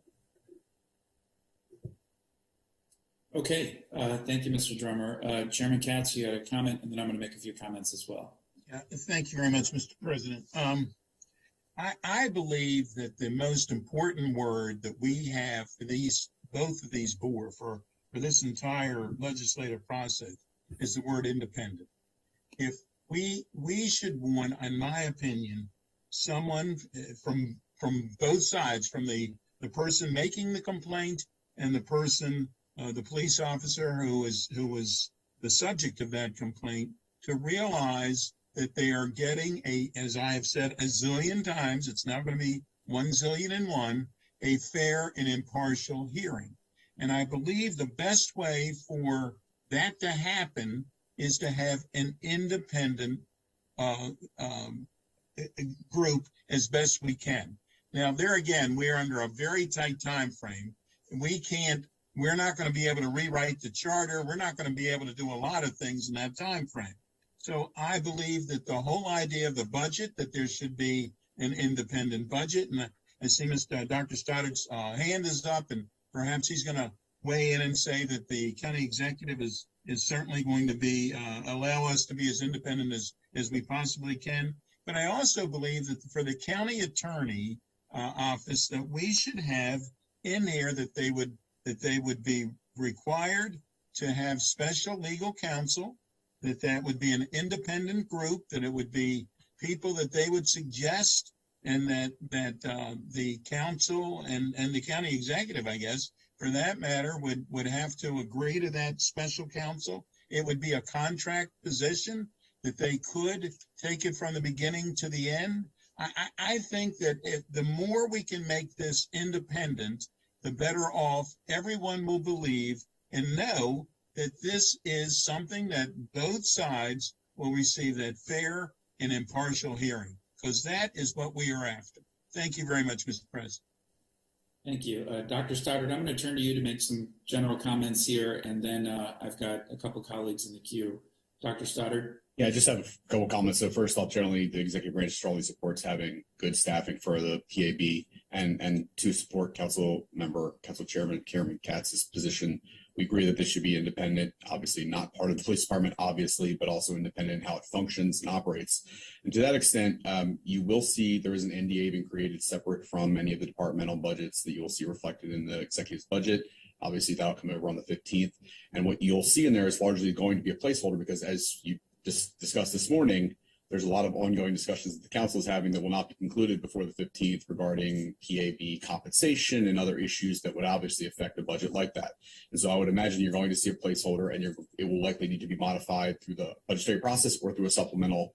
The other big thing we wanted to say is we really wanted the PAB itself to have some say in its ongoing budget. So obviously for this particular year, we'll be giving them a sort of a baseline moving forward. We believe that the PAB itself should have some influence in determining what appropriate staffing and other ancillary costs it needs to effectively do it and the ACC's job.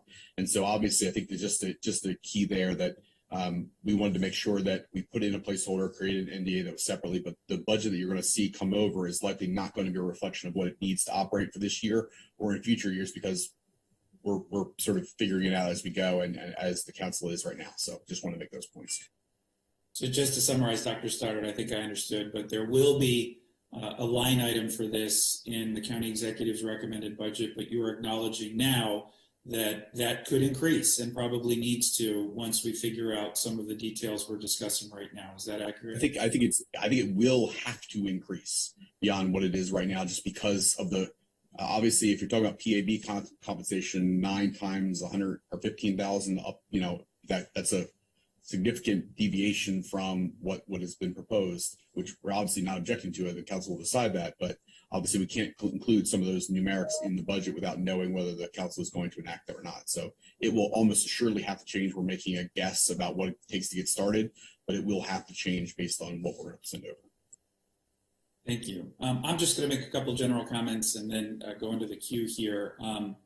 So I guess the first thought is, this morning we celebrated the great Linda McMillan and her work staffing the Health and Human Services Committee. And I'm always been blown away and amazed by the work that our central office staff does and the executive branch as well with portfolios that are overflowing. And so I think it does seem clear to me that there has to be a staff member solely dedicated to helping support the work of this really important body, both for logistical support purposes, but also for continuity, because there will be term limits for the folks that serve on these respective bodies, but it's especially important to have the merit staff who are helping to staff this work have the background and knowledge and context as we develop this all the way through so that we ensure consistency in how we are applying the various policies and procedures here and have that background and context, which is critically important. With regards to legal representation, I certainly understand the issues and I certainly agree with Chairman Katz that there has to be a legitimate feeling of independence. The question, of course, is what exactly that means. And I am sensitive to what Mr. Drummer has noted about the potential unintended consequences or potentially even legal issues with an entirely independent body and the potential precedents that would set and the slippery slope that would provide. I'll just say, having worked in the executive branch for 12 years, and now on the legislative side of the aisle for 3.5, I really have a tremendous amount of respect for our county attorney's office and their operation and each of the attorneys in it. And I can personally profess to the fact that you've got some really independent minds who are deeply committed to our community as a whole. If it's possible to look at having outside support, which we do for many other cases, and there's plenty of precedents there where we will hire outside counsel, both to help with the heavy lifting and alleviating some of the challenges that our county attorneys have, but also just having folks that have specific areas of subject matter expertise that maybe our county attorney's office doesn't have. So I'm very open to that, but I would love to learn more about logistically what that would look like. And I would love some feedback here from the county attorney's office itself, maybe between now and our next meeting, on their thoughts and reflections on if we do pursue doing number 2 as listed and enumerated by Bob, what that might look like, how much that might cost, and just to make sure that we have all of the facts. So those are some of my thoughts and reflections. And colleagues, I do apologize. We do have a hard stop at 12:25. So we're going to go for 5 more minutes here, but we've got Councilmember Jawando in the queue. And we will come back to this issue and start with it when we come back next week. But Councilmember Jawando. Thank you, Mr. President. And appreciate that we'll be able to come back to this and decide next time. Couple of comments. One, I do think I agree with Councilmember Katz and others and yourself that independence is key here in the whole process. And we heard that in the testimony. I think it's been a through line to how we proceeded so far in the committee before and now at full council. And so I do think part of that will be having dedicated full-time staff. And so I won't do it again. I'll withhold now because of the timing. But I think when we do come back, I'd like to slightly amend the language that Mr. Drummer has in the packet to say dedicated full-time. Appropriate is also, appropriate dedicated full-time staff, something like that. You could use commas, and we can work with you offline. But I think it's important to just signal that it would be independent, or that it would be dedicated, not sharing time in full-time, and that it'd be appropriate to Dr. Stouter's point that it's probably going to need to increase over time. And I appreciate the executive sending over a placeholder when we get the budget next week.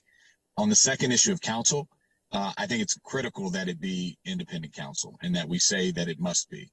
For all the reasons stated, I think that would give the appropriate level of independence and community buy-in, and to the officers that might be in this process as well, that there's an independent outside counsel that is involved. And as you mentioned, Council President, the county attorney often brings outside counsel on who do a lion's share of a lot of our big heavy lifting on things in consultation with the county attorney's office.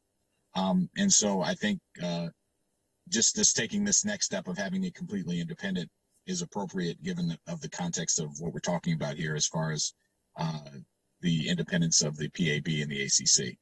So I'll pause there, but it won't make any motions, but I just think that's where we should be heading.